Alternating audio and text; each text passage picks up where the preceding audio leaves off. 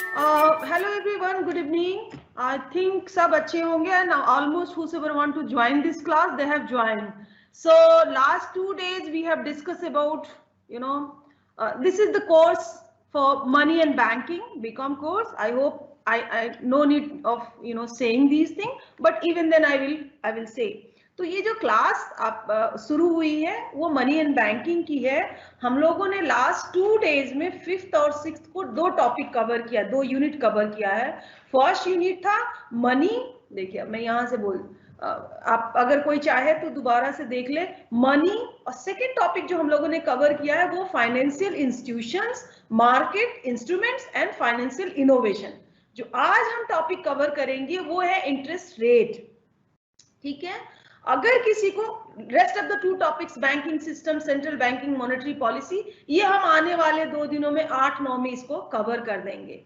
अगर किसी को शेड्यूल चाहिए कैसे पढ़ाया जा रहा है, क्या क्या पढ़ाया जा चुका है, तो ये शेड्यूल यहाँ रहा क्लास का जो हमने आप लोगों के साथ शेयर किया हुआ है, SOL के भी पास ही है। ठीक है, आई थिंक। और साथ साथ में मैं यहाँ बोल दूं, जिसको भी जो भी स्लाइड्स चाहिए, हम तो हर स्लाइड्स करीब करीब 1 मिनट तो रखते ही रखते हैं, तो उतने में आप उस स्लाइड्स की स्नैप ले लीजिए। तो फिर वो आपका डिमांड जो होता है ना कि मैम आप पीपीटी शेयर कर दो, पीपीटी, उसका जरूरत आपको नहीं पड़ेगा, क्योंकि मेरे लिए भी एक एक स्लाइड्स को, एक एक चीजों को, अब इसमें मैं बहुत सारी चीजें जबानी बोलती हूँ जो कि आप अगर नहीं सुना है, अच्छा से नहीं लिया है, तो आप नहीं कर पाओगे।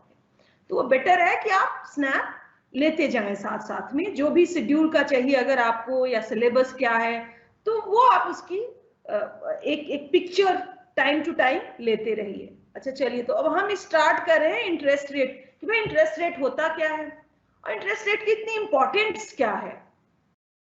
तो I hope you people all are aware that anything once you invest, you deposit for certain time, you get some amount of benefit from that is the called interest rate। लेकिन इसको और हम फॉर्मल वे में कैसे कहा जाए वो हम आगे वाली स्लाइड से डिस्कस करेंगे। ठीक है, अच्छा, वो इंटरेस्ट रेट में कितने टॉपिक्स हम कवर करेंगे, क्या करेंगे, वो पहले हम एक बार बताएंगे आप लोगों को।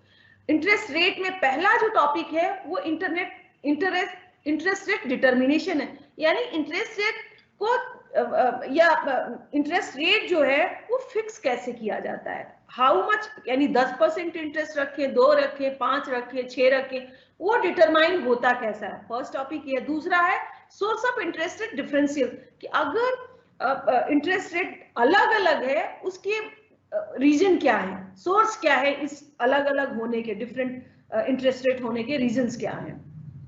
थर्ड जो हम टॉपिक की बात करेंगे वो है theory of term structure interest rate, कि कितनी तरह की थ्योरीज हैं टर्म ऑफ इंटरेस्ट रेट की, वो बात। अब जो लास्ट टॉपिक आपका है वो इंटरेस्ट रेट इन इंडिया। हमने क्या किया है आपको आगे में यहाँ भी बता दूं कि source of interest rate differential and India में क्या है, वो हमने थोड़ा उसको कंबाइन कर दिया है। और साथ में हम एक आपको रेफरेंस लिस्ट पढ़ने के लिए भी देंगे इंटरेस्ट रेट इन इंडिया, क्योंकि हमें लगा कि उतना इसमें कवर नहीं हो पाएगा। वो ईपीडब्ल्यू का छोटा सा आर्टिकल है, पुराना है, बट वो बेसिक्स जो है कि हाँ क्या है इंडिया में, वो आपको बताता है। बहुत अच्छे ऑथर हैं जिन्होंने उसको लिखा है, मैंने उसको देखा हुआ है। ठीक है, चलिए, तो अब हम बात करेंगे पहले इंटरेस्ट रेट होता क्या है। आप लोगों को 2 दिन पहले भी मैंने ये बताया था कि इंटरेस्ट रेट होता क्या है।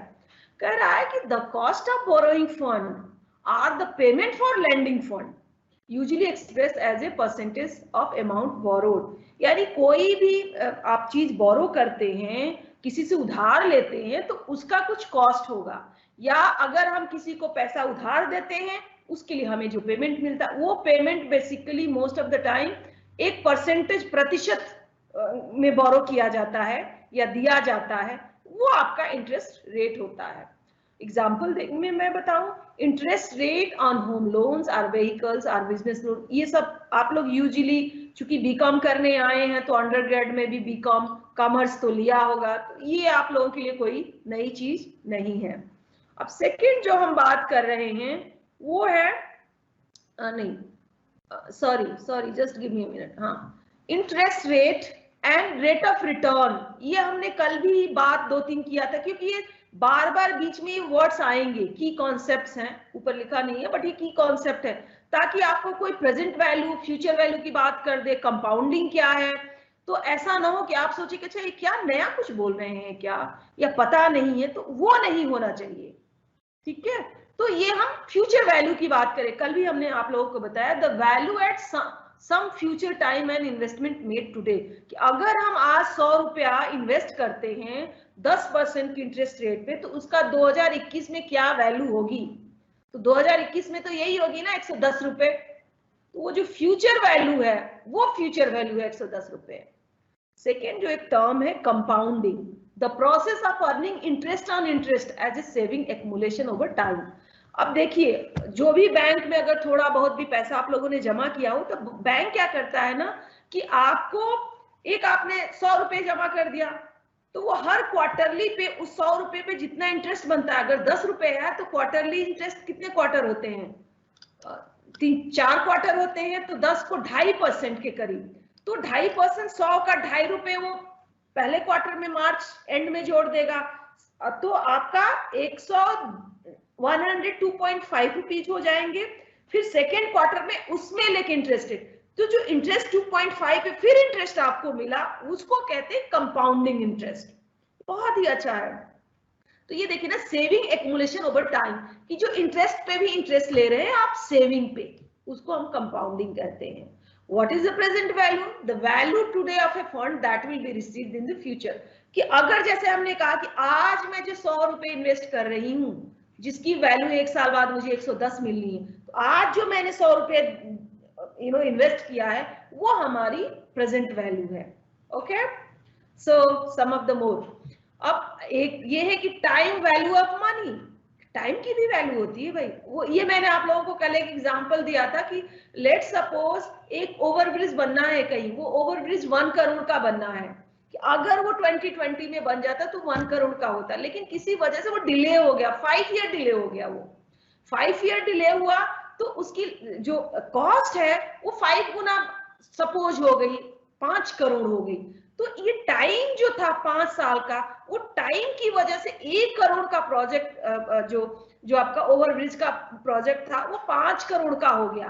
तो इस टाइम की वैल्यू है ना, इसको हम एग्जैक्ट डिफिनिशनल वे में कहें, the way that the value of A payment change depending on when the payment is received, यानी एक पेमेंट उसकी वैल्यू उस पर डिपेंड करती है कि आपको वो मिला कब, यानी वो जो ब्रिज बनाने का पैसा 1 करोड़ था, क्या 2020 में मिल गया या 2025 में जाके मिल रहा है, 2025 में तो उसकी वैल्यू 5 करोड़ हो गई, तो वो टाइम की वैल्यू है। नेक्स्ट एक चीज हमने इसमें दिया, डिसकंटिन्यूइंग क्या होगा, the process of finding the present value of A fund that will receive in future, यानी किसी भी वैल्यू का, लेट सपोज हमने 2019 में कोई चीज इन्वेस्ट किया था, उसकी आज 2020 में वैल्यू क्या है और 2025 में क्या, तो 2020 की वैल्यू है ना, उसको डिसकंटिन्यू, यानी बीच में कहीं आपने एक डिसकंटिन्यू किया, फिर उस वैल्यू की देखा कि अच्छा अभी इसकी क्या वैल्यू है। जो हम लोग अक्सर ये करते हैं, जब भी आप इन्वेस्ट करते हैं, लेट सपोज बीच में आपको विड्रॉल करने की, आपने कोई फिक्स डिपॉजिट किया है और बीच में लगा आपको कि नहीं अभी तो जो मैंने 5 लाख का फिक्स डिपॉजिट किया मुझे निकालना है, और 10% पे किया है कि हाँ 5 साल में हमें इतना मिलेगा, सो 5 साल में हर साल का 50 लाख, फिर 50 लाख, 50,000, 5 लाख 50,000 ऐसे बढ़ता हो जाएगा। सो वो आपने फिर क्या किया कि बीच में कहीं ब्रेक करके अब वहां देखा कि अभी इस जो हमने इन्वेस्ट किया है अमाउंट, उसकी वैल्यू क्या है, उसको डिसकंटिन्यूइंग वैल्यू कहते हैं। अच्छा, एक और अच्छा सा टर्म है, उसको कहते हैं डेब्ट इंस्ट्रूमेंट। अच्छा, डेब्ट इंस्ट्रूमेंट क्या होता है, also known as a credit market instrument और फिक्स इनकम। अब एग्जैक्ट डिफिनीशन मैं पहले पढ़ूंगी फिर आपको एक्सप्लेनेशन दूंगी। Method of financing debt including simple loan, discount bonds, coupon bonds and fix payment loans. तो ये कई तरह के आपको जो डेट होता है उसके इंस्ट्रूमेंट क्या है, बहुत तरह से आप डेट दे सकते हैं या रख सकते हैं। कुछ कूपन बॉन्ड में रख लीजिए, कुछ सिंपल लोन में दीजिए, कुछ फिक्स पेमेंट पे कर दीजिए। तो वो डिफरेंट जो इंस्ट्रूमेंट का मतलब कितने तरह से एक चीज को आप कर सकते हैं। एक जो आपका आप पे जो ऋण है उसके इंस्ट्रूमेंट क्या क्या किस किस तरह से आप ले सकते हैं, वो बात यहाँ कह रहा है। ओके, आई होप सब लोग को समझ में आ रहा होगा।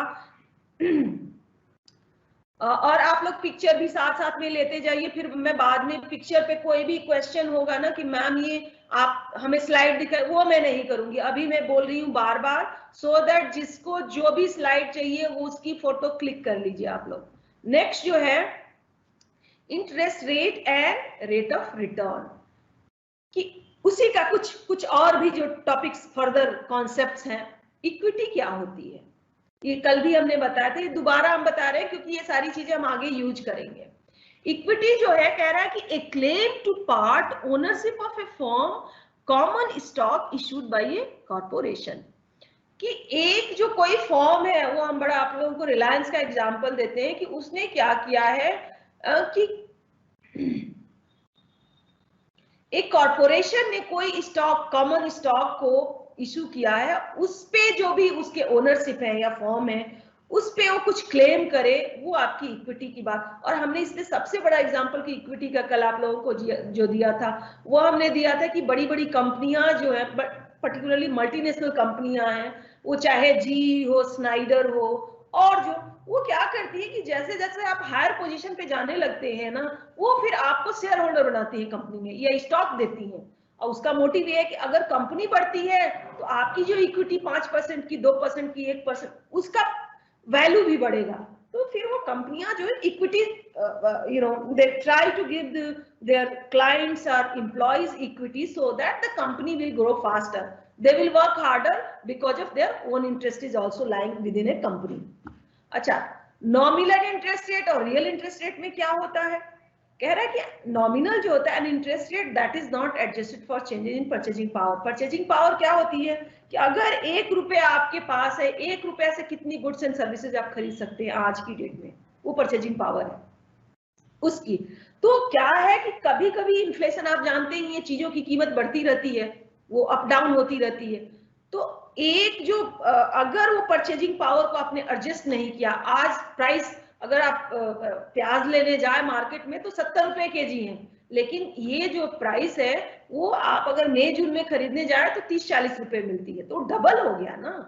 तो वो जो इस तरह की इंटरेस्ट रेट में भी होता है कि जो हाई हो जाए, इंटरेस्ट रेट हाई हो जाए, वो नॉमिनल इंटरेस्ट रेट। रियल जब आप एडजस्ट कर दें, यानी जितना उसका परचेजिंग पावर है उसको आपने बैकवर्ड करके वहां पे लाके खड़ा कर दिया जहां की उसकी रियल वैल्यू है।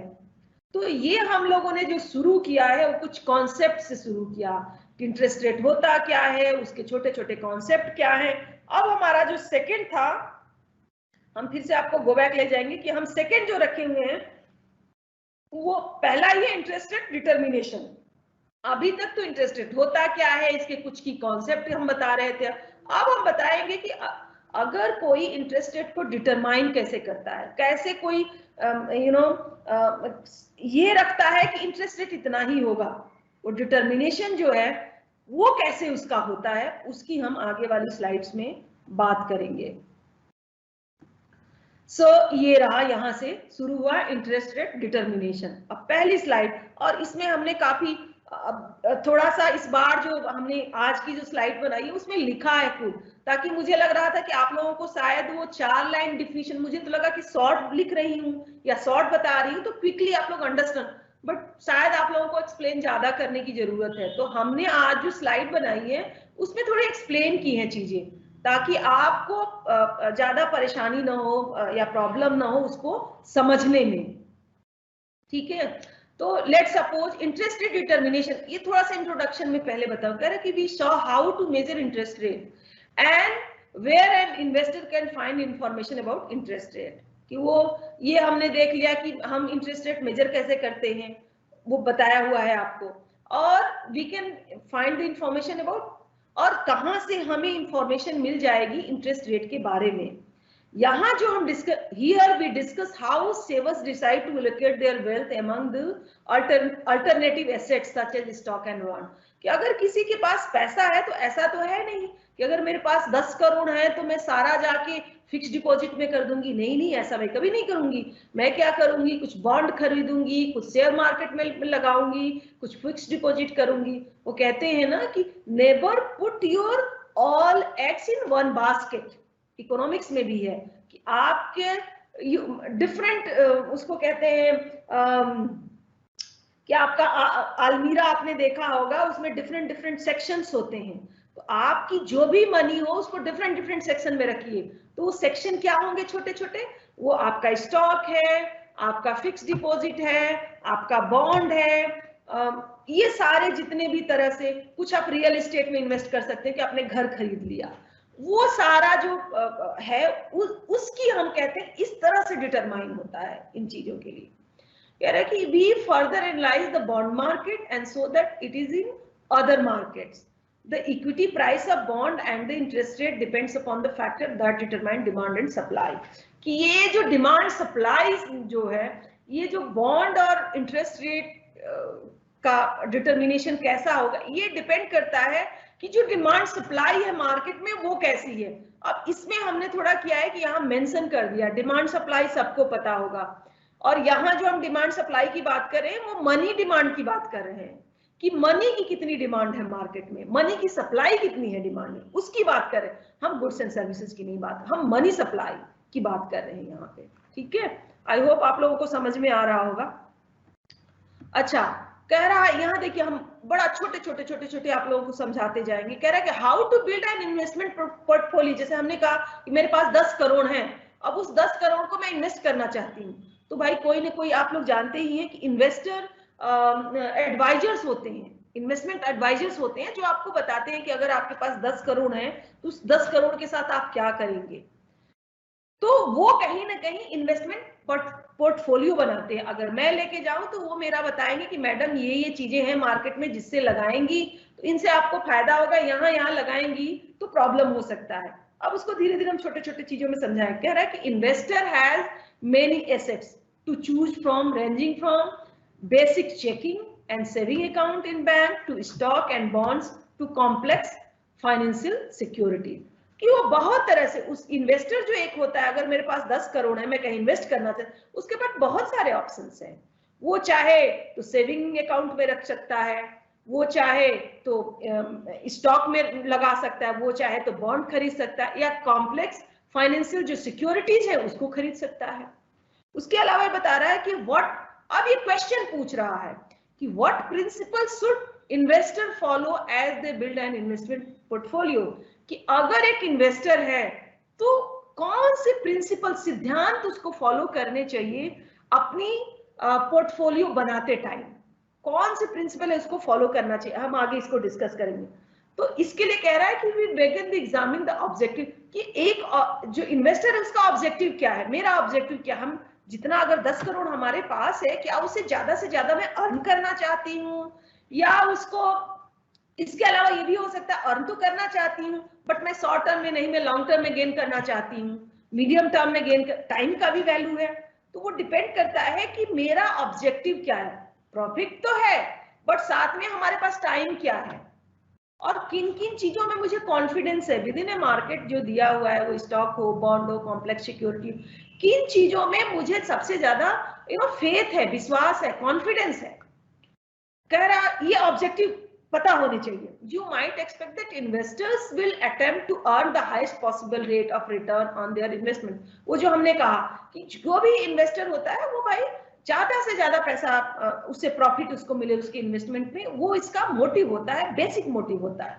तो ऑब्जेक्टिव उसको पता होना चाहिए। हमें दो चीजें पता होना चाहिए कि कितना हम कमाना चाहते हैं, हमारे पास टाइम ड्यूरेशन क्या है, और साथ में किन किन मार्केट के जो फाइनेंशियल मार्केट का सिस्टम है उनमें मुझे कॉन्फिडेंस है कि अच्छा इसमें लगाए तो अच्छा है या इसमें लगाए तो बेटर है, हमें वो पता होना चाहिए। ओके, सो नेक्स्ट अब हम बात करेंगे कि the determination of portfolio choice, determinants of portfolio की, हम जो डिटर्मिनेंट्स है पोर्टफोलियो चॉइसेस की वो कैसे करते हैं। सो हम आपको पहले पढ़ेंगे फिर एक्सप्लेन करते जाएंगे सो दैट आपको स्लाइड्स एग्जैक्ट समझ में आए। कह रहा है कि different investor will give different answer to question just raised. Different investor will give different answer to question, कि एक ही क्वेश्चन का कि भाई हम लगाना तो चाहते हैं, जो हमने यहाँ देखिए हमने लोगों ने पहले पूछा होगा what principles should investor follow to build the investment की उस कौन सा प्रिंसिपल को फॉलो करें अपने इन्वेस्टमेंट पोर्टफोलियो को बनाते टाइम, और साथ ही में जो इन्वेस्टर है उसका ऑब्जेक्टिव क्या है। कह रहा है कि इसके आंसर सबके अलग अलग हो सकते हैं। जो मैंने कहा कि भाई किसी को होगा कि हमारे पास टाइम कम है, मैं ज्यादा प्रॉफिट करना है विद इन टाइम, किसी का होगा कि नहीं मेरे पास लॉन्ग टर्म है, उसको आप इन्वेस्ट करिए बट मुझे ट्रिपल जो प्रॉफिट है वो ट्रिपल या 100 टाइम इंक्रीज होना चाहिए। वो भी होता है कि अगर किसी चीज में पर्टिकुलर रियल एस्टेट में अगर आप कोई घर बॉम्बे में 1960 में खरीदे हैं 4 लाख का, तो आज उसकी प्राइस शायद 120 करोड़ होगी। और ये मैं एक कोई सुपरस्टार है उन्होंने कुछ 4.5 करोड़ लाख में खरीदा था, जो बाद में बिका तो वो बिका है कुछ 100 करोड़ में, राजेश खन्ना का। क्योंकि ये आप लोगों को याद रहेगा इसलिए मैंने बता दिया है। ये जो हमारा है, देखिए नेक्स्ट कहा कि वो उसका मोटिव क्वेश्चन एक ही है लेकिन हर इन्वेस्टर का आंसर अलग अलग हुआ। आगे कह रहा है कि there are many ways to build an investment portfolio, कि इन्वेस्टमेंट पोर्टफोलियो जब हम बनाते हैं उसके बड़े वेज हैं, कई तरह से बनाई जा सकती। वो तो सब आप लोग सब जानते हैं कि कोई भी चीज कहीं भी अगर आपको let suppose Delhi to Bombay जाना है तो उसके बड़े सारे रूट्स हैं जाने के। कोई उस ट्रेन से जा सकता है, आप रोड ट्रिप ले सकते हैं, आप फ्लाई कर सकते हैं, उसके अलावा आप क्या कहते हैं वो you can use the ship, boat ship जो वाटर शिप होती है उसको यूज, तो बड़े तरह से जा सकते हैं। वही यहाँ भी लगेगा कि there are many ways to build an investment portfolio. Even investor with the same income, wealth and age will often have very different portfolio। अब आप तो जानते ही हैं, आप सब लोग एक ही क्लास में पढ़ते हैं, आप लोगों की सबकी एज भी सेम होगी, हो सकता है आप सब लोग एक ही इनकम से आते होंगे बट सबकी सोच अलग अलग है, सब अलग तरह से सोचते हैं। नहीं मुझे तो ऐसा करना है कि मैं तो जो मेरे पास जो 10 रुपए है ना, इससे मैं फोन का बिजनेस करना चाहता हूँ या फोन में लगाऊंगा। कोई कहता है नहीं मैं रियल एस्टेट में लगाऊंगा, कोई आता है कहता है नहीं मुझे सॉफ्टवेयर डेवलप करना है। तो अलग अलग same group, same income, same wealth के लोगों का भी आइडियाज अलग अलग हो सकते हैं। वो ये कह रहा। नेक्स्ट बात कह रहा है कि there are 5 basic criteria that investor use to evaluate different investment option, कि 5 क्राइटेरिया है जो हर इन्वेस्टर इवेलुएट करता है इन्वेस्ट करते टाइम। हम 1 बाय 1 उसको डिस्कस, पहले 5 को हम लिस्ट करूंगी, फिर 1 बाय 1 हम डिस्कस करेंगे। Okay, so let's go 1 by 1। अब यहां हमने कहा कि the determinants of portfolio, वो choices continue, these determinants of portfolio choices sometimes refer as a determinants of assets demand are, कि ये डिमांड भी इसको कहते हैं। ठीक है, जो हमने बात किया ना कि ये डिटर्मिनेंट्स जो है, जो आपका इंटरेस्ट रेट का क्या होगा वो डिटरमाइन करता है demand and supply of money. वो देखिए यहाँ उसने तुरंत कहा कि एसेट्स जो चॉइसेज है refer determinants of asset demand के रूप में। अच्छा, वो 5 क्या है चॉइसेस? कह रहा है कि द सेवर वेल्थ है total amount of saving to be allocated among investments, कि वो कैसे अपना जो भी अमाउंट ऑफ मनी है उसको एलोकेट कैसा करना चाहता है। फर्स्ट प्रिंसिपल उसका वो है। सेकेंड कह रहा था expected rate of return from an investment compared with the expected rate of return of other investment, कि वो कहीं ना कहीं रेट ऑफ इंटरेस्ट को कंपेयर करता है कि अगर हम रियल एस्टेट में लगाते हैं तो कितना हमें मिल रहा है, अगर हम फाइनेंशियल इंस्टीट्यूशन को दे दिए तो हमें कितना मिलेगा, अगर हमने एक न्यू अपकमिंग स्टार्टअप्स में लगा दिया तो हमें कितना मिलेगा। तो वो सारी चीजों को कंपेयर करता है। एक तो अपना अमाउंट जो भी उसका है वो एलोकेट कैसे करेगा उसके बारे में वो यानी कुछ उसको आइडिया होता है। साथ में ये डिसीजन लेने से पहले वो डिफरेंट जो भी ऑप्शंस हैं उसको कंपेयर करता है। थर्ड कह रहा है कि the degree of risk in investment compared with the degree of risk in other investment, कि जैसे हमने कहा कि म्यूचुअल फंड्स का रिस्क थोड़ा कम होता है लेकिन अगर शेयर उसका रिस्क बहुत ज्यादा, उसमें आपके प्रॉफिट भी होने के ज्यादा चांसेस हैं बट उसका रिस्क भी ज्यादा है। ओके, सो अब थोड़ा सा मैं बात यहाँ रिस्क की भी करूंगी क्योंकि ये डिफरेंट डिग्री के रिस्क भी होते हैं, वो आगे हम आप लोगों को बताएंगे। So next we talk about 2 more, the liquidity of investment compared with liquidity of other investment. अब वो इन्वेस्टमेंट भी है, देखिए लिक्विड वो होता है कि जब चाहे आप उसको निकाल सकें, यानी वो मनी जो है कहीं फिक्स नहीं है, जैसे उसको करंट अकाउंट में आप रख लें या सेविंग अकाउंट में रखें, लेकिन वो कैश है, जब मैं चाहूँ उसको निकाल सकती हूँ, मैंने फिक्स नहीं किया, मैंने बॉन्ड, तो वो भी डिपेंड करता है the liquidity of investment compared with the liquidity of other investment, कि कितना वो लिक्विड फॉर्म में रखना चाहता है, ये भी उस पर डिपेंड है। कह रहा पांचवा जो है वो है कि the cost of acquiring information about the investment compared with the cost of acquiring information about, कि अगर हम, भाई इंफॉर्मेशन भी फ्री की तो है नहीं, अगर हम किसी से एडवाइस लेने जाते हैं तो उसकी भी कॉस्ट होती है, कि हमने एक एडवाइजर यानी इन्वेस्टमेंट एडवाइजर हायर किया, उसकी फी होती है, वो हमें देना होता है। तो वो है, कोई है वो एक्सेस कर सकता है, अब सब लोगों के पास इतना पैसा तो है नहीं भाई, इनके चार्जेस जो हैं बहुत हाई होते हैं, वो बड़ी बड़ी फर्म, बड़े बड़े जिनके पास बहुत पैसा, वो एक छोटा आदमी, मामूली आदमी जो कि 1 लाख लेके बैठा हुआ है और चाह रहा है उसको इन्वेस्ट करना कहीं, वो डिटर्मिनेंट्स उसके ढूंढ रहा है, वो इनकी फीस दे नहीं पाएगा, he will be not able to pay the fee of this big investment advisors.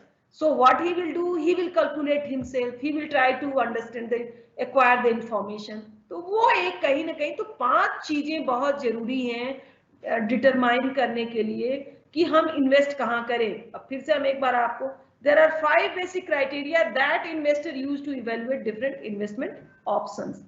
अच्छा, एक साथ साथ में यहाँ और भी चीज मैं आप लोगों को, कि कल भी मैंने बताया था कि क्या वेल्थ, इनकम और आपका मनी सब सेम होता है, ये फर्स्ट डे मैंने पढ़ाया था, फिर भी मैं आपको इसमें भी बता दूं ताकि थोड़ा सा ये यूज होगा, वेल्थ, एसेट्स, ये टर्म बड़े फ्रिक्वेंटली यूज होंगे आज की भी क्लास में। कह रहा है कि द वेल्थ क्या है, the sum of the value of a person asset minus the value of liability, कि एक आदमी के पास, शाहरुख खान, चूंकि सब लोग यहाँ पे भाई फिल्म स्टार है, उनका नाम बड़ा है, उनका जितना भी उनके पास घर है, वो आईपीएल की टीम है, सब पैसा, सबसे उनको पैसा कितना, साथ में उन्होंने लोन कितना लिया हुआ है, वो अगर माइनस कर दे तो वो उनका वेल्थ होगा। इसीलिए हमने इसको बड़े सीधे सीधे टर्मों में आप लोगों को बताया। आगे हम इस पे थोड़ी और चर्चा करेंगे सो दैट वो कॉन्सेप्ट ज्यादा कह रहा है कि as a person wealth increases, we should expect the size of the person financial portfolio to be increases, but not by proportionally increasing each asset. कि अगर किसी आदमी का वेल्थ बढ़ता है तो उसका फाइनेंशियल पोर्टफोलियो भी बढ़ना चाहिए, बट ये प्रोपोर्शनली नहीं होगा कि अगर 10% आपका वेल्थ बढ़ा है तो 10% आपका इन्वेस्टमेंट पोर्टफोलियो भी बढ़, फाइनेंशियल पोर्टफोलियो, वो नहीं हो, प्रोपोर्शनली नहीं होगा। अब example there, for instance when you, देखिए बड़ा है आप लोगों के बिल्कुल exact, for instance when you first graduate from college, you may not have much wealth and the only financial asset you may have been $500 in checking account. Once you have a job and your wealth began to increase, the amount of in your checking account may not increase very much, but you may purchase a bank certificate of deposit and some share in a money mutual fund. वो कह रहा है कि let suppose, example दे रहा है, कह रहा है कि आप किसी कॉलेज में पढ़ रहे हैं तो आपके अकाउंट में क्या $500 यानी 5000 रुपीज हो, वो भी बहुत बड़ा अकाउंट है, लेकिन जब आप जॉब शुरू करते हैं तो ऐसा नहीं कि जॉब से जो आपको सैलरी आ रही है वो सारा आप अपने अकाउंट में रखते हैं, आप उससे क्या करेंगे कि साथ में आप बैंक कुछ फिक्स डिपॉजिट के सर्टिफिकेट खरीद लेंगे, कुछ म्यूचुअल फंड में लगा दिया, तो अकाउंट में तो हो सकता है प्रोपोर्शनली आपकी इनकम बढ़ी हुई ना दिखाई दे, लेकिन वेल्थ बढ़ेगा, प्रोपोर्शनली हो सकता है ना, लेकिन वेल्थ बढ़ेगा। नेक्स्ट जो बात ये कह रहा है कि as your wealth continue to increase you may begin to purchase individual stock and bonds, जो हमने आगे आपको बता दिया है, वो उसी का थोड़ा शॉर्ट फॉर्म में लिखने की बात है। नेक्स्ट कह रहा है in general however when we view financial markets as a whole, in general when we view financial markets as a whole, we can assume that an increase in wealth will increase the quantity demand for the most financial assets. When you view financial markets as a whole, जब हम financial market को एक साथ एक frame में देखें, totality में देखें, we can assume that increase in wealth will increase the quantity demand for most financial assets. कि अगर किसी का वेल्थ इंक्रीज होता है तो जो फाइनेंशियल डिमांड है, एसेट्स की डिमांड है, वो बढ़ेगी, प्रोपोर्शनली बढ़ेगी कि नहीं बढ़ेगी ये नहीं, लेकिन बढ़ेगी, ये कहना चाह रहे हैं। Okay okay, so what about income? Income तो सब लोगों को पता है। आप a person income is equal to his her earning over the period of time. वो मंथ हो सकता है, ईयर हो सकता है, किसी किसी का 5 ईयर का कॉन्ट्रैक्ट होता है तो 5 ईयर की इनकम आप बांट सकते हैं। So a person typically has considered less money than his her income and wealth. कि एक आदमी के पास मनी तो पता ही है कि अकाउंट पे कितना है अभी आपके, वो मनी है। तो जो मनी आपके पास होगी वो आपके वेल्थ से कम हो सकती है या इनकम से कम हो सकती है। Fine, so next we are trying to see कि money, income and wealth. So a person typically has considered less money than his her income and wealth. कि एक आदमी के पास जो है हमेशा ही मनी कम होगा compare to income and wealth. उसके पास जितना वेल्थ और इनकम है उससे उसकी मनी कम होगी। ओके, नेक्स्ट, अब ये बड़ा ही अच्छा चीज है भाई कि एक्सपेक्टेड रेट ऑफ रिटर्न क्या है, ये सारी चीजें। तो इसमें जो हम कह रहे थे आपको एक्सपेक्टेड रेट, आपका कुछ एक्सपेक्टेशन होता है कि जो भी चीज में हम इन्वेस्ट कर रहे हैं उसमें हमें रिटर्न कितना मिलेगा। वो अब इस एक्सपेक्टेड रेट ऑफ रिटर्न क्या है, इसको थोड़ा सा समझने की जरूरत है और इसको मैं एक्सप्लेन करूंगी अच्छा से। वो कहा ना कि अभी मैंने एक्सप्लेनेशन पे, क्योंकि आपके क्वेश्चन जो थे मुझे लगा कहीं ना कहीं वो कंसाइज करने की वजह से आप लोग को वो समझ नहीं है, शायद मुझे उसे विस्तार से समझाना चाहिए। अच्छा चलिए, एक्सपेक्टेड रेट ऑफ रिटर्न क्या है? Given your wealth, how do you decide which assets to add to your portfolio? कि आपका जो भी आपके पास संपत्ति है उससे आप कैसे डिसाइड करेंगे कि कौन सी पोर्टफोलियो आपको लेनी चाहिए। कह रहा है कि you probably want to invest in asset which high rate of return. की वो डिसीजन आप तब करते हैं क्योंकि आप चाहते हैं, देखते हैं कि कौन से इन्वेस्टमेंट पोर्टफोलियो से रिटर्न हाई है। वो आपका एक हो सकता है one way of thinking. Second कह रहा है as we saw the rate of return for a particular holding period include the rate of capital gain which an investor can calculate only at the end of the period। कि ये जो है rate of return जो particular holding एक period के लिए करते हैं तो वो कैपिटल रेट ऑफ रिटर्न जो होगा एंड ऑफ द पीरियड ही आपको पता चलेगा। ठीक है, अब थोड़ा इसमें और भी चीजें छोटी छोटी हैं वो हम चाहेंगे कि आप लोग समझें। ये कह रहा है कि एक्सपेक्टेड रेट ऑफ रिटर्न क्या है, उसको फर्दर देखिए, हमने उसको फॉर्मूला के साथ भी समझाने की आप लोगों को। कह रहा है कि the return expected on a asset during a future period also known expected rate of return. वो उसी को कंटिन्यू करा। In general we calculate the expected rate of return and investment using this formula. Sorry, कह रहा है expected return is equal to probability of event 1 occurring multiply by value of event 1 का कितना है plus probability of event 2 multiply by value of event 2। यानी किसी चीज की probability लेने के लिए आपके पास 4-5 हैं। यानी अगर मैं कहूँ, इसका एग्जाम्पल मैं आप लोगों को दूं कि अगर मुझे ये लगता है कि ये जो हमारे पास 10 करोड़ हैं इनको मैं इन्वेस्ट करती हूँ, इसमें एक होगा कि 5% रिटर्न हमें मिलेगा, एक होगा, ये दोनों इवेंट हो जाएंगे, और एक में है कि मुझे 2% रिटर्न मिलेंगे। तो वो कह रहा है कि फर्स्ट इवेंट का वैल्यू क्या है, प्रोबेबिलिटी क्या है, और साथ में प्रोबेबिलिटी की प्रोबेबिलिटी तो आप लोगों ने, किसी भी प्रोबेबिलिटी वो होता है कि किसी भी चीज के अकरेंस का क्या है। अगर मैं एक क्वाइन लूं, आपको थोड़ा सा मैं प्रोबेबिलिटी पहले समझा दूं क्योंकि तभी आप समझ पाएंगे फॉर्मूला। कि आपने एक क्वाइन लिया, क्वाइन से क्या आ सकता है, हेड आ सकता है या टेल आ सकता है, दो ही हमारे पास ऑप्शन है। तो हेड आने की प्रोबेबिलिटी क्या है, 1/2 है। टेल आने की प्रोबेबिलिटी क्या है, 2 है। यानी टोटल इवेंट जो आपके हैं वो 2 हैं, या तो हेड हो सकता है या टेल हो सकता है। तो इसकी प्रोबेबिलिटी अगर हम देखें तो 1/2 का मतलब 0.5 है। यानी 50% चांसेस हैं कि वो टेल आए, 50% चांसेस हैं कि वो हेड आए। तो वो probability of the event of occurring head into उसमें उसकी वैल्यू क्या है, ऐसी प्रोबेबिलिटी ऑफ हैपनिंग टेल उसकी प्रोबेबिलिटी क्या है और उसकी वैल्यू क्या है। इस तरह से हम एक्सपेक्टेड रिटर्न निकालते हैं। फाइन। अच्छा, ये तो एक्सपेक्ट। अब थोड़ा रिस्क की बात कर ली जाए, जो हमने कहा था शुरू में कि आपको यहां मैंने इंट्रोड्यूस किया था। एक मिनट, वो मैं गो बैक करूं ताकि आप लोगों को ध्यान रहे। एक जगह हमने रिस्क की आप लोगों को बात किया था कि वो रिस्क कितना लेगा। Just give me a minute so that, कि वो रिस्क कितना ले सकता है। बोलिए।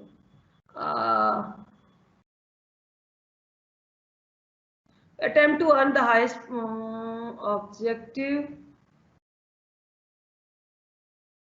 often have a different नहीं, वो हमने एक जगह रिस्क की बात किया है कि उसमें जो है रिस्क की कैपेबिलिटी कितनी है, कि हर आदमी में डिफरेंट डिफरेंट होता है। कोई देखिए, कोई 5 किलोमीटर चल सकता है, कोई जो है 50 किलोमीटर चल सकता है, कोई बिल्कुल नहीं चल सकता है। तो वो रिस्क, ये कैपेबिलिटी हो गया। रिस्क का मतलब मैं अगर कहूँ कि किसी, मेरे पास हम 3 फ्रेंड्स हैं, एक के पास, तीनों के पास 5-5 रुपए हैं। एक फ्रेंड को है कि भाई कौन, अगर मैं इसको स्टॉक में लगा देता हूँ 5 रुपए को, तो उसमें 0 भी मिल सकता है, 5 भी मिल सकता है। तो अब उसको है कि नहीं, कम से कम 5 रुपए तो हमारे पास रहेंगे। तो वो रिस्क उसमें है कि वो रिस्क नहीं लेना। एक फ्रेंड का है, ठीक है भाई, गया तो 0 गया, लेकिन मिलेगा तो 100 रुपए मिल जाएंगे, वो रिस्क टेकर हो जाएगा। एक थर्ड तरह का होता है, उसको कोई फर्क नहीं, वो रिस्क न्यूट्रल होता है, उसको कुछ फर्क नहीं पड़ता। हम इसको डिटेल्स में आपको समझाएंगे। कह रहा, अब इंट्रोडक्शन से हमने, economists have a general definition of risk that includes these: default risk and interest rate risk and other type of risk. Risk is the degree of uncertainty in the return on the asset.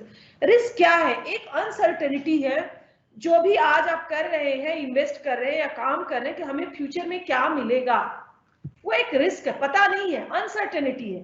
कोई भी चीज जब uncertain हो जाए, उसका outcome uncertain हो जाए, तो वो एक रिस्क है। उसी को आगे बढ़ा रहा है, कह रहा है कि इन particular the greater the chance of receiving A return that A further away from the asset expected return, the greater the asset risk. कि अगर किसी चीज को पाने के लिए, रिटर्न रिसीव करने के लिए, greater the chance of receiving A return that A further away from assets expected, कि वो जितना बड़ा होगा किसी चीज को रिसीव कर, वो उतना ही एक्सपेक्टेड रिटर्न से दूर चलता जाएगा, द ग्रेटर, और रिस्क भी उतना ही बड़ा होगा। ओके, उसी को अब इसका हम एक वर्ड में डिफिनेशन देते कि रिस्क होता क्या है। कह रहा है कि the degree of uncertainty in the return on assets, कि कोई भी एसेट्स है, अगर मैं कहूं कि आज एक हम यहाँ पे घर खरीदना चाहते हैं, दिल्ली में एक फ्लैट खरीदना चाहते हैं जो 5 करोड़ का है, और मुझे है कि भाई अगर ये 5 साल बाद वो शायद 20 करोड़ का हो जाए या 10 करोड़ डबल हो जाए या 4 टाइम्स इंक्रीज हो जाए, तो वो हमें एक अनसर्टेनिटी, वो उसकी अनसर्ट हो भी सकता है कि जहां आपने घर खरीदा या फ्लैट जो लिया, वहां पे कुछ ऐसे नेचुरल डिजास्टर हो गया, कुछ हो गया, सो that the property is destroyed. तो वो जो अनसर्टेनिटी है, वो डिग्री ऑफ अनसर्टेनिटी है on assets, that is the called the risk. अच्छा, ये रिस्क कई तरह के होते हैं। बेसिकली ये रिस्क जो है वो 3 तरह के होते हैं। एक आदमी जो होता है रिस्क अवर्स होता है, एक जो होता है रिस्क लवर होता है, और एक जो होता है न्यूट्रल होता है, रिस्क न्यूट्रल होता है। ये तीनों की बात हम करेंगे one by one. So what is the risk averse? Averse क्या होता है? Most investor are risk averse, which mean that in a choosing between 2 assets with the same expected return, they would choose the asset which the lower risk. कह रहा है कि अगर एक investor, उसको हम कहते हैं रिस्क अवर्स, कि अगर उसके पास 2 ऑप्शन है किसी एक्सपेक्टेड रिटर्न को, तो वो उस ऑप्शन, उन दोनों ऑप्शन में से उसको लेगा जिसमें उसको रिस्क कम होगा। कि अगर हमने 5 रुपए लगाए हैं, तो उसको लगता है कि अगर 5 लगाया है तो 7.5 मिल जाए, एक में 0 मिल रहा है तो कहेगा नहीं 7.5 वाले पे मैच, की 5 का 7.5 मिल जाए, उस पे चला जाएगा। या 5 का 10 में, तो वो नहीं करेगा। वो उसको कहते हैं रिस्क अवर्स, की वो लो रिस्क की बात, हमेशा रिस्क अवर्स लो रिस्क की बात करता है। इसे आप थोड़ा कन्वर्टेशन करके देखिएगा। Risk averse investor will invest in A asset that has the greater risk only if they are compared by receiving a higher returns, कि वो ग्रेटर रिस्क में तभी लेगा जब उसको लगे कि रिटर्न बहुत हाई है, या तो कि अगर मैं 5 रुपए लगा रही हूँ मुझे 50 मिल रहा है शायद तब वो लेगा, अदरवाइज वो नहीं लेगा। Because most investors are risk averse, the financial market we observe a trade-off between risk and return. कि ये जो है कह रहा है कि most जो लोग जो whosoever invest in the market वो risk averse होते हैं। तो वहां पे जो ट्रेड ऑफ है रिस्क एंड रिटर्न का, कि अगर रिटर्न बहुत ज्यादा है तो लोग रिस्क लेते हैं, लेकिन अगर रिटर्न कम है तो वो रिस्क अवर्स होते हैं, वो रिस्क नहीं लेते हैं।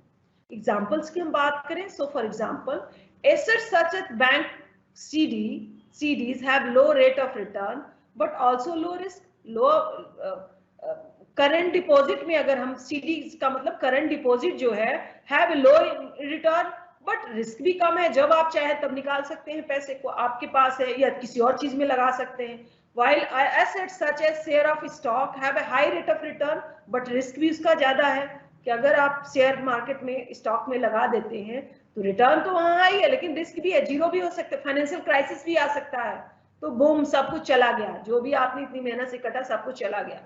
आगे कह रहा है it makes sense that investors are usually risk averse because many individuals purchase financial assets as a part of saving plan to meet their future expenses.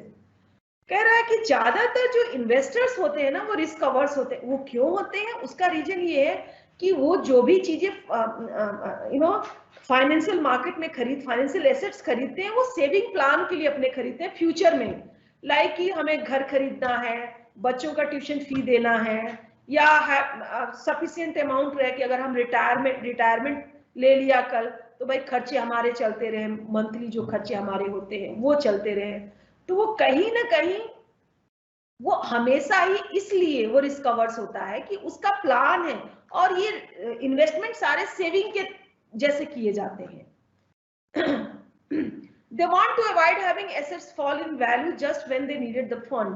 वो ऐसी किसी चीज में इन्वेस्ट नहीं करना चाहते हैं जहां की जो भी उनका अमाउंट ऑफ एसेट्स है, मनी है, उसकी वैल्यू जब उनको चाहिए तब वो लोअर हो जाए, जैसे स्टॉक मार्केट है उसका कुछ पता नहीं है, रिटर्न बहुत हाई है लेकिन लॉस भी बहुत हाई है। ओके अच्छा, अब आगे हम बात करें कि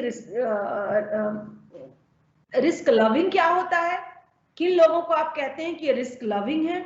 Some investors are actually risk loving, which means they prefer to gamble by holding a risk assets with the possibility of maximizing the return. कुछ लोगों में होता है ना कि गैम्बलिंग भी एक, आप ये गेम थ्योरी पूरी जो इकोनॉमिक्स में गैम्बलिंग जो है कुछ लोगों में होता है कि वो दाव लगा देते हैं, उनमें गट्सी फीलिंग है कि मैं जीत लूंगा, मैं कर लूंगा, तो उसको कहते हैं जिसमें गट्सी फीलिंग हो ना कि नहीं, अगर मैंने स्टार्टअप्स में लगा दिया, पेटीएम में लगा दिया, जिसने जब लगाया हो 2016 से पहले उसके तो बहुत अच्छा हो गया भाई, बहुत उसमें आज तो पेटीएम तो वेल नोन है, सब लोग जानते हैं, लेकिन वो एक गट्सी फीलिंग है, एक फ्यूचर फोरकास्टिंग है एक आदमी की कि नहीं मुझे जो है वो स्टार्टअप्स में लगाना है, वो उसका है कहीं ना कहीं मिशन विजन जो भी उस आदमी की आप कहिए।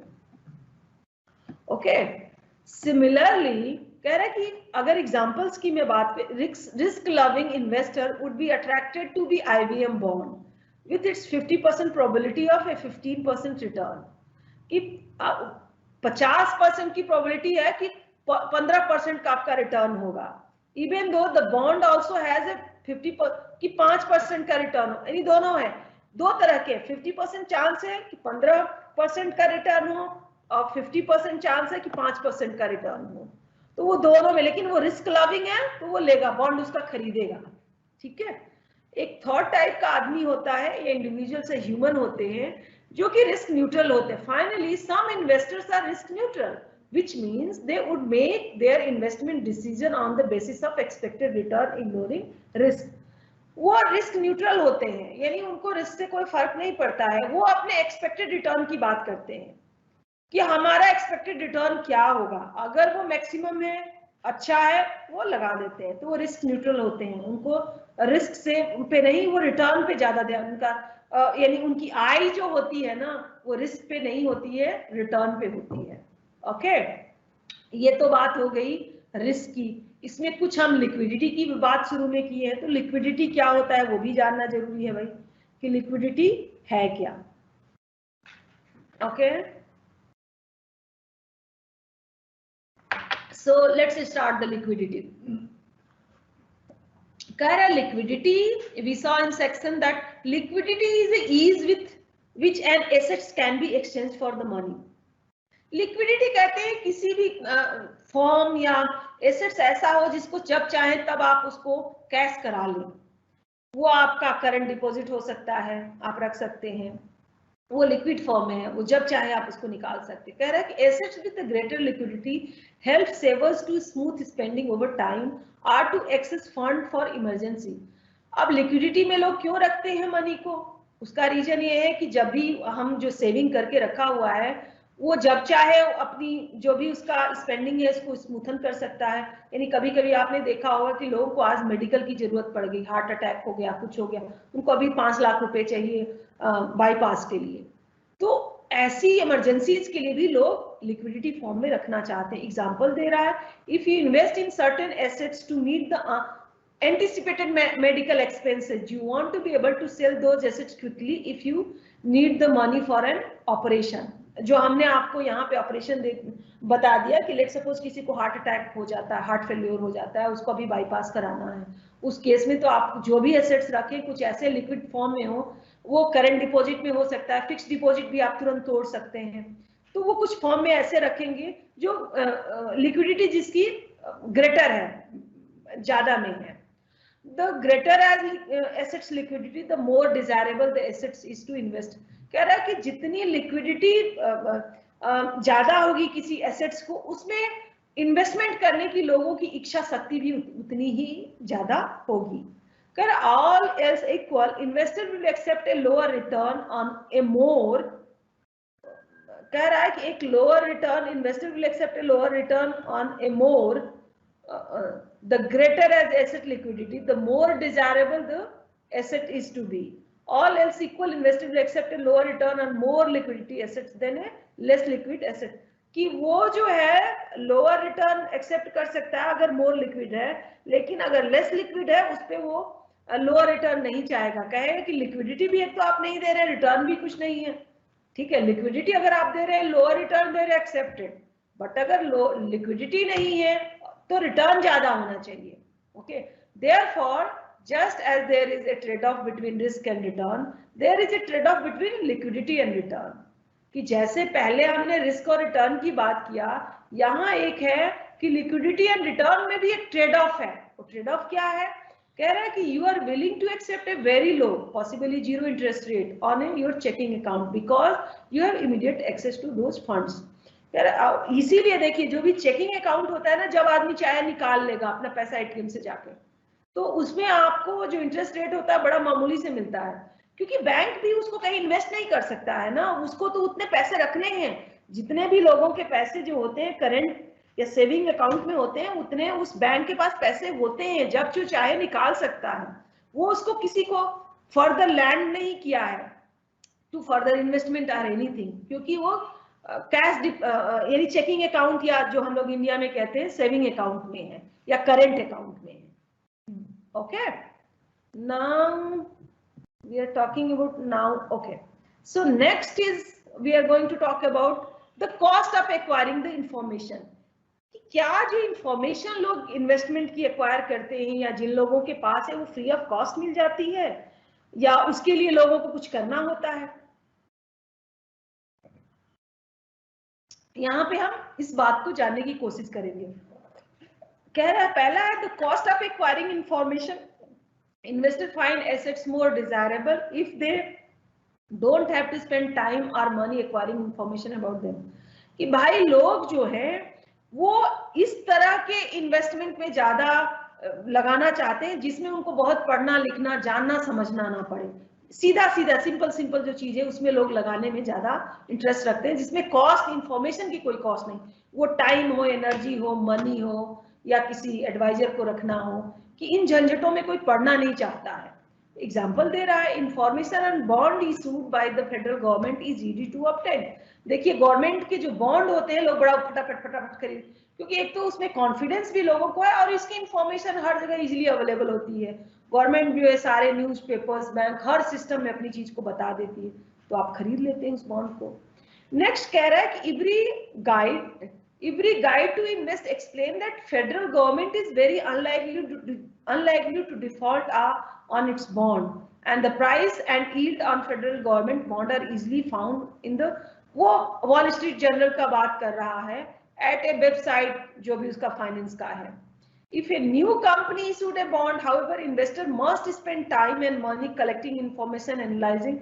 अब वही है कि एक गवर्नमेंट ऑफ इंडिया अगर अपना बॉन्ड इश्यू करती है तो उसकी इंफॉर्मेशन हर जगह है, और साथ में इंफॉर्मेशन तो है ही, वो डिफॉल्ट भी नहीं, क्योंकि गवर्नमेंट ऑफ इंडिया ऐसा नहीं है कि वो डिफॉल्ट कर लेगी या वो एबल टू पे नहीं। भाई इंडिया है, गवर्नमेंट है, कंट्री पूरा है, आरबीआई फेल थोड़े हो जाएगा।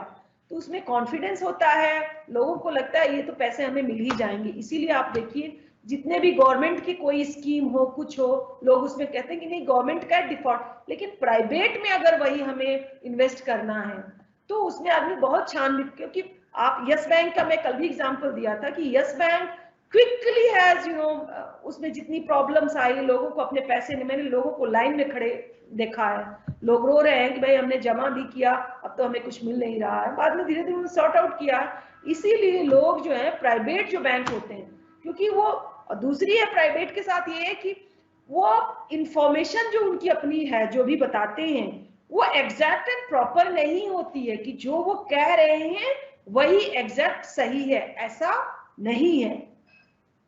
तो वो भी एक प्रॉब्लम है कि उनकी बात जो वो बताते हैं वो इंफॉर्मेशन कहीं ना कहीं थोड़ा सा डाइसी काइंड ऑफ थिंग्स है, हो भी सकता है नहीं, तो इसलिए लोगों को फेथ नहीं होता है। अच्छा नेक्स्ट जो, ये तो कॉस्ट की बात हमने कर ली, अब हम बात कर रहे हैं यहाँ पे determinants of the portfolio choices. अब यहाँ पे हम उसको क्लोज डाउन कर रहे हैं कि अब इतनी सारी हमने पोर्टफोलियो चॉइसेस की बातें बता दी कि क्या क्या चीजों को भाई इन्वेस्टर जो है उसका ऑब्जेक्टिव क्या है, वो किस रूप में उसको रखना चाहता है, उसके चॉइसेस क्या हैं, इंफॉर्मेशन कितनी अवेलेबल है, वो इन सारी चीजों को डिसाइड करने के बाद तब अपना पैसा लगाता है। अब इसको चूंकि मैं कंक्लूड करना चाह रही हूँ उस पर एक दो चीजें मैं आप लोगों को और बता दूं। All else being equal, investor will accept a lower return on an asset that has a lower cost of acquiring information। कि एक आदमी जो इन्वेस्टर है वो एक लोअर रिटर्न पे किसी चीज में लगा सकता है अगर उसकी इंफॉर्मेशन एक्वायर करने के लिए उसकी कोई कॉस्ट नहीं है। जैसे हमने कहा कि उसको एडवाइजर नहीं रखना है, फाइनेंशियल एडवाइजर की जरूरत नहीं है, वो खुद से इंफॉर्मेशन लेके कर सकता है। आगे कह रहा है therefore just as there are a trade-off between risk and return and between liquidity and return, there is a trade-off between the cost of acquiring information and return। कह रहा है कि ऐसा नहीं है कि बस आपका रिस्क एंड रिटर्न में या लिक्विडिटी एंड रिटर्न में है, इसमें भी ट्रेड ऑफ है, एक्वायरिंग इंफॉर्मेशन एंड रिटर्न। तो जितनी ही इंफॉर्मेशन एक्वायर करने की जितनी कॉस्ट ज्यादा होगी वो, और रिटर्न उसका लो कोई नहीं चाहेगा, रिटर्न लो है लेकिन इजीली अवेलेबल है, तो उसमें कहीं ना कहीं एक अपोजिट रिलेशनशिप है। अगर कॉस्ट ज्यादा है रिटर्न कम है लोग उसको नहीं लेंगे, अगर कॉस्ट एक्वायरिंग इंफॉर्मेशन लो है लेकिन रिटर्न ज्यादा है या रिटर्न फिर भी लोग उसको खरीद लेंगे। अब समिंग अप, इसको मैं खत्म यानी ये वाला सेक्शन खत्म करना चाह रही हूँ तो इसको मैं आगे आपको बता दूं। कह रहा है कि we can summarize our discussion of the determinants of portfolio choice by noting that desirable characteristic of financial assets causes the quantity of asset demand by investor to increase and undesirable characteristic financial assets cause the quantity of assets demand to decrease। कह रहा है कि अगर एक financial जो भी जितने भी तरह के, वो बॉन्ड ले लीजिए, स्टॉक ले लीजिए या स्टार्टअप्स में जहां भी आप लगाना चाहते हैं, कि अगर इस एसेट्स की जो quantity of assets demand for investor increases, अगर उसका कैरेक्टरिस्टिक जो भी वो चाहता है, जितनी भी उसने रिस्क की बात की, रिटर्न की बात की, लिक्विडिटी एंड रिटर्न की बात की, कॉस्ट की, ये सब चीजें अगर उसके डिजायरेबल अच्छे कैरेक्टरिस्टिक हैं, जैसा वो चाहता, तो नहीं है यानी उसकी विशेषता कहिए, वो अगर है तब तो वो ले लेगा। अगर चाहेगा, लेकिन वो जो भी उसके कैरेक्टर वो लोग जो नहीं चाहते हैं लेना वो वाले हैं, फिर उसकी डिमांड जो है कम हो जाएगी। Okay, so we have covered determinants of portfolio choices. और फिर मैं एक बार आप लोगों को पीछे ले जाऊं, ये हम लोगों ने कंप्लीट कर लिया। अभी जो इंटरेस्ट रेट का पार्ट है वो है इंटरेस्ट रेट डिटर्मिनेंट्स क्या क्या है। हम नेक्स्ट जो बात कर रहे हैं source of interest rate differentials, और उसमें क्या है और इंडिया के भी कॉन्टेक्स्ट में हम बात करेंगे। ठीक है, so let's come to 35 once again. Okay, so here are interest rate differentials क्या है।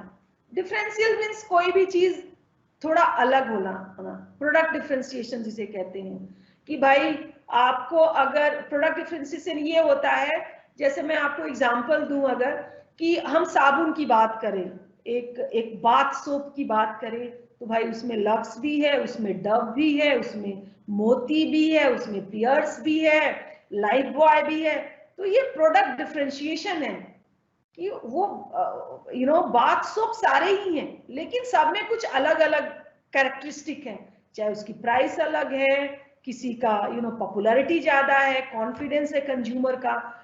इन ऐसी अगर चीजें हो तो इसको डिफरेंशियल्स या डिफरेंशिएशन कहते हैं। इसमें कह रहा है उसी तरह से इंटरेस्ट भी डिफरेंशियल्स होंगे, जो हमने जैसे कहा कि रिटर्न क्या है उनका, कॉस्ट क्या है, वो सारे जो डिटर्मिनेंट्स की हमने, तो वो सारी चीजें कहीं ना कहीं अलग होती है, उसको हम लोग आगे बात करेंगे। Let's suppose major source of interest rate differential as of India का हमने यहाँ पे थोड़ा सा इसको किया, बट ये यूनिवर्सली भी ट्रू है। Some of the major source of interest are differential as observed in India are difference in risk of default and overdue. कि आप जो है, जो हमने दिया एग्जांपल दिया कि रिस्क ऑफ कि डिफॉल्ट यानी पेमेंट ना हो पाना, या आप उसको ओवरड्यू को दे ना पाए, उसका डिफॉल्ट होना, पहला तो वो है। सेकेंड जो है डिफरेंस है वो लिक्विडिटी ऑफ डेब्ट की है। थर्ड जो है टर्म टू मैच्योर, कि कितने साल में ये मैच्योर हो जाएगा। फोर्थ जो है lenders cost of serving loan, कि अगर जो भी लोग आपको आपने देखा होगा कोई भी लोन अगर आप लेते हैं तो उसके कुछ प्रोसेसिंग चार्जेज होते हैं। अगर मैं कोई भी आप लोन लेने जाइए तो उसमें कुछ प्रोसेसिंग चार्जेज होते हैं कि भाई 2% है, 3%, तो वो जो प्रोसेसिंग चार्जेज हैं सर्विस लोन, वो कैसे हैं, वो भी डिफरेंट होते हैं।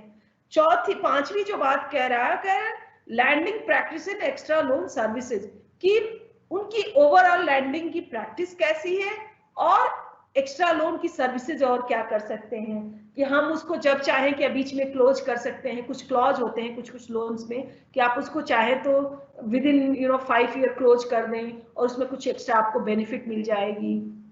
इस तरह के भी क्लॉज कुछ आपको बैंक या कंपनीज देती हैं। नेक्स्ट कह रहा है differences monopoly or exploitative gain and, कि कुछ लोगों की जो होते हैं मोनोपोली है। अब मोनोपोली का अगर मैं एग्जांपल आगे मैं इसको जब डिस्कस करूंगी तो इसको एक्सप्लेन कर दूंगी। कुछ अदर रीजंस भी होते हैं। तो अब हम क्या करेंगे कि नेक्स्ट सेटअप जो स्लाइड्स आप देखेंगे उसमें हम 1 बाय 1 डिस्कस करेंगे सबको, बट यहाँ थोड़ा सा हम एक ब्रीफ में आप लोगों को बता दें, कुछ क्वेश्चन रेज कर ले ताकि आप लोग थोड़े क्यूरियस हो जाएं कि मैम कहने वाली क्या है आगे, वो तो हमें पता चले कि आगे कहना क्या चाह रही है। कह रहा है कि wide difference in interest rate are quite common, कि डिफरेंस होना वो बड़ा जनरल है, कॉमन सी बात है, and not the uniformity of them, and सब कोई भी इंटरेस्ट रेट जो होता है एक जैसा नहीं, यूनिफॉर्म नहीं होगा। What are these differences are differences due to, as we shall see in article several factors are responsible for them, बहुत सारे उसके फैक्टर हैं रिस्पॉन्सिबल है। अब आप लोगों को मैं एक छोटा सा एग्जांपल दूं कि अगर आप पर्सनल लोन जो एक्सिस बैंक से लेते हैं और पर्सनल लोन एक आप एसबीआई से लेते हैं, तो पर्सनल लोन जो एसबीआई का इंटरेस्ट रेट है वो कम है, वहीं पे अगर आप फर्स्ट टाइम पर्सनल लोन ले रहे हैं एक्सिस बैंक से तो कुछ वो 15-16% है, जबकि एसबीआई अगर पर्सनल लोन देता है तो वो लेस देन 13% है, तो दोनों में तो डिफरेंस हुआ ना। वो ये कह रहा है कि what are the difference due to, ये डिफरेंस क्यों है? तो एसबीआई जो आपका एक पब्लिक सेक्टर बैंक है, एक्सिस जो एक प्राइवेट सेक्टर बैंक है, लेकिन एसबीआई से ज्यादातर उन लोगों को पर्सनल लोन मिल जाता है जिनकी जॉब जो है सिक्योर है, कहीं ना कहीं कंटिन्यूटी है, या वो इनफॉर्मल सेक्टर में ज्यादातर है, फॉर्मल में है, इनफॉर्मल में नहीं है, फॉर्मल में है। यानी जैसे गवर्नमेंट के जॉब हो गए, स्टेट गवर्नमेंट के जॉब, बड़ी बड़ी मल्टीनेशनल कंपनीज हैं, कॉर्पोरेशन है, उनके जॉब्स में मिल। लेकिन लेट सपोज आप एक ऐसे आदमी हैं जिनका भाई जॉब का नहीं पता है, वेंडर है, कुछ है खरीदना, ये बैंक आपको दे देगा, प्राइवेट बैंक दे देगा, लेकिन एसबीआई नहीं देगा। वो एक रीजन है।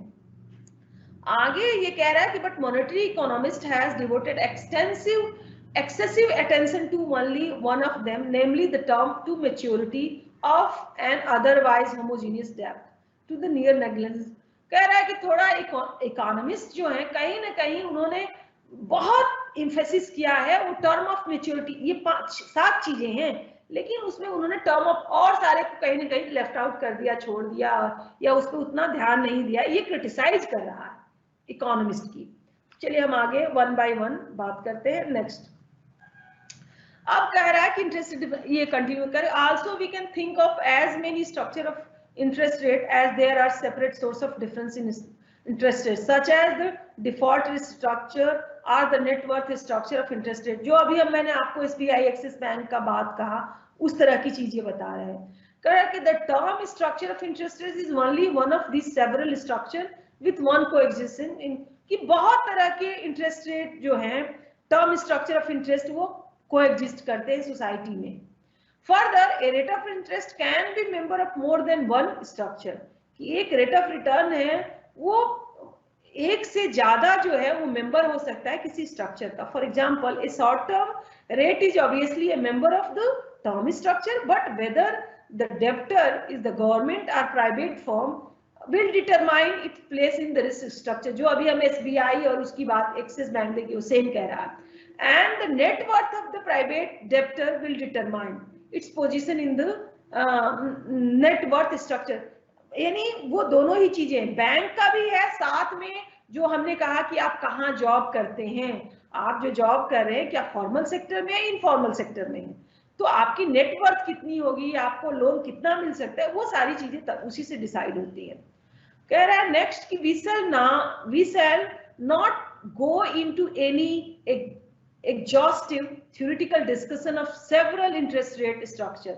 Instead, we offer below a simple heuristic discussion of major source of interest rate differential as observed in India. Simultaneously, we speak briefly of the associated interest rate, कि हम बहुत ज्यादा सेवरल इंटरेस्ट रेट स्ट्रक्चर में ना जाके एक बहुत ही simple holistic वाले इंटरेस्ट रेट की बात करेंगे, जो आगे वाली स्लाइड्स में जो हमने शुरू में डिस्कस किया है यहाँ पे डिफरेंट टाइप्स की, कि डिफॉल्टर का क्या है, लिक्विडिटी क्या है, मैच्योरिटी क्या है, लैंडर कॉस्ट ऑफ सर्विंग क्या है, land practice and extra loans क्या है, वो हम 1 by 1 डिस्कस करेंगे ताकि आप लोगों को यहाँ नहीं समझ में आया हो तो समझ में आ जाए। कह रहा है कि फर्स्ट जो आपका है वो है difference in risk of default and overdue. अच्छा ये है क्या? कह रहा है the first considered in loan making is to insure against the risk of default of the principal and investor interest dues. Overdues are also well known, but relatively much less so than the total partial loss of। देखिए principal वो होता है जो loan लेता है, तो वो हम जो है इंडिविजुअल का जो है वो कहीं रिस्क, ऐसा तो नहीं कि मैं पे ऑफ नहीं करा, अगर मैंने 10 करोड़ का लोन ले लिया तो क्या मैं उसको पे ऑफ कर पाऊंगी?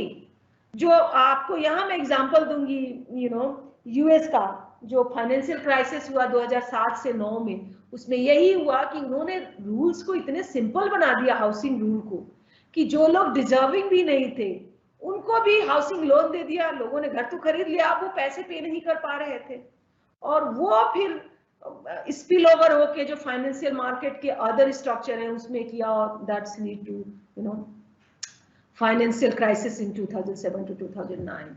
ये एक छोटा सा ग्राफ हमने क्लासिफिकेशन ऑफ इंटरेस्ट रेट कितने तरह से कर सकते हैं। देखिए एडमिनिस्टर्ड रेट क्या होता है, मार्केट डिटरमाइंड रेट क्या होता है, ये हमने एक छोटा सा ट्राई किया है कि आप लोगों को बता सकें। एडमिनिस्टर्ड रेट वो होता है, डिपॉजिट रेट होगा of the bank and post office में जो भी डिपॉजिट, एक वो होता है। दूसरा कह रहा है कि रेट्स ऑन कंपनी डिपॉजिट क्या है, वो होता है। Landing rate of the banks by the RBI, क्योंकि ये बैंक जो होते हैं इनको ऐसा थोड़ा है कि बस डिपॉजिटर से, इनको जो लोन ये लेते हैं वो आरबीआई से भी लेते हैं।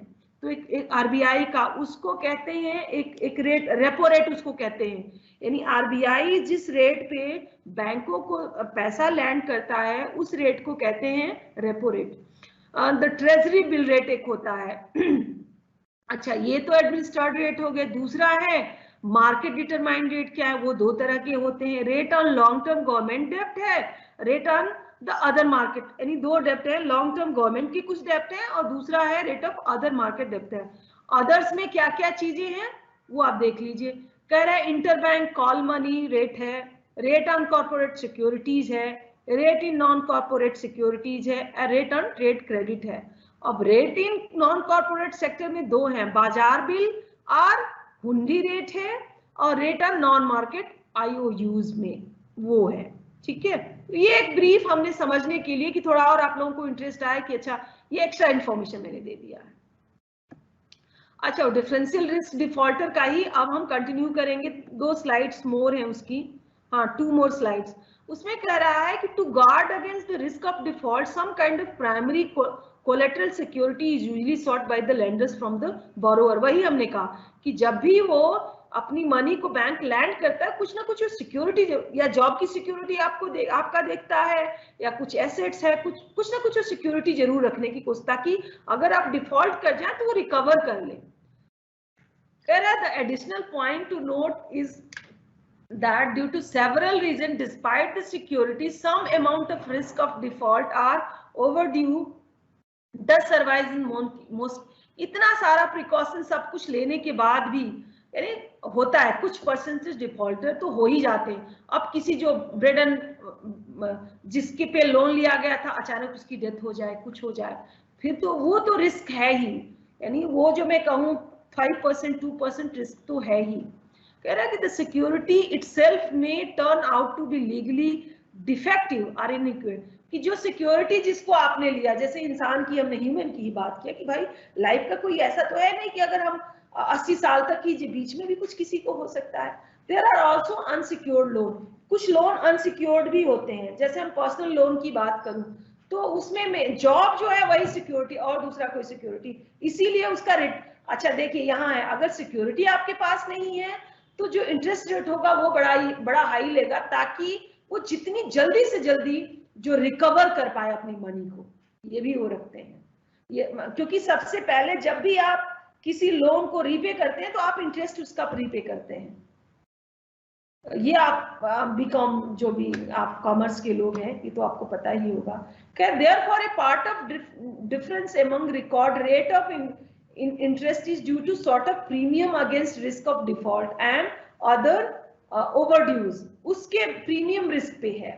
In theory, the economist talks of pure rate of interest rate in the rate of risk, which does not include any risk premium, कि जब वो एक इकोनॉमिस्ट जो है interest pure rate of return की बात कर, रेट ऑफ इंटरेस्ट की बात करता है तो उसमें वो रिस्क प्रीमियम की बात नहीं करता है।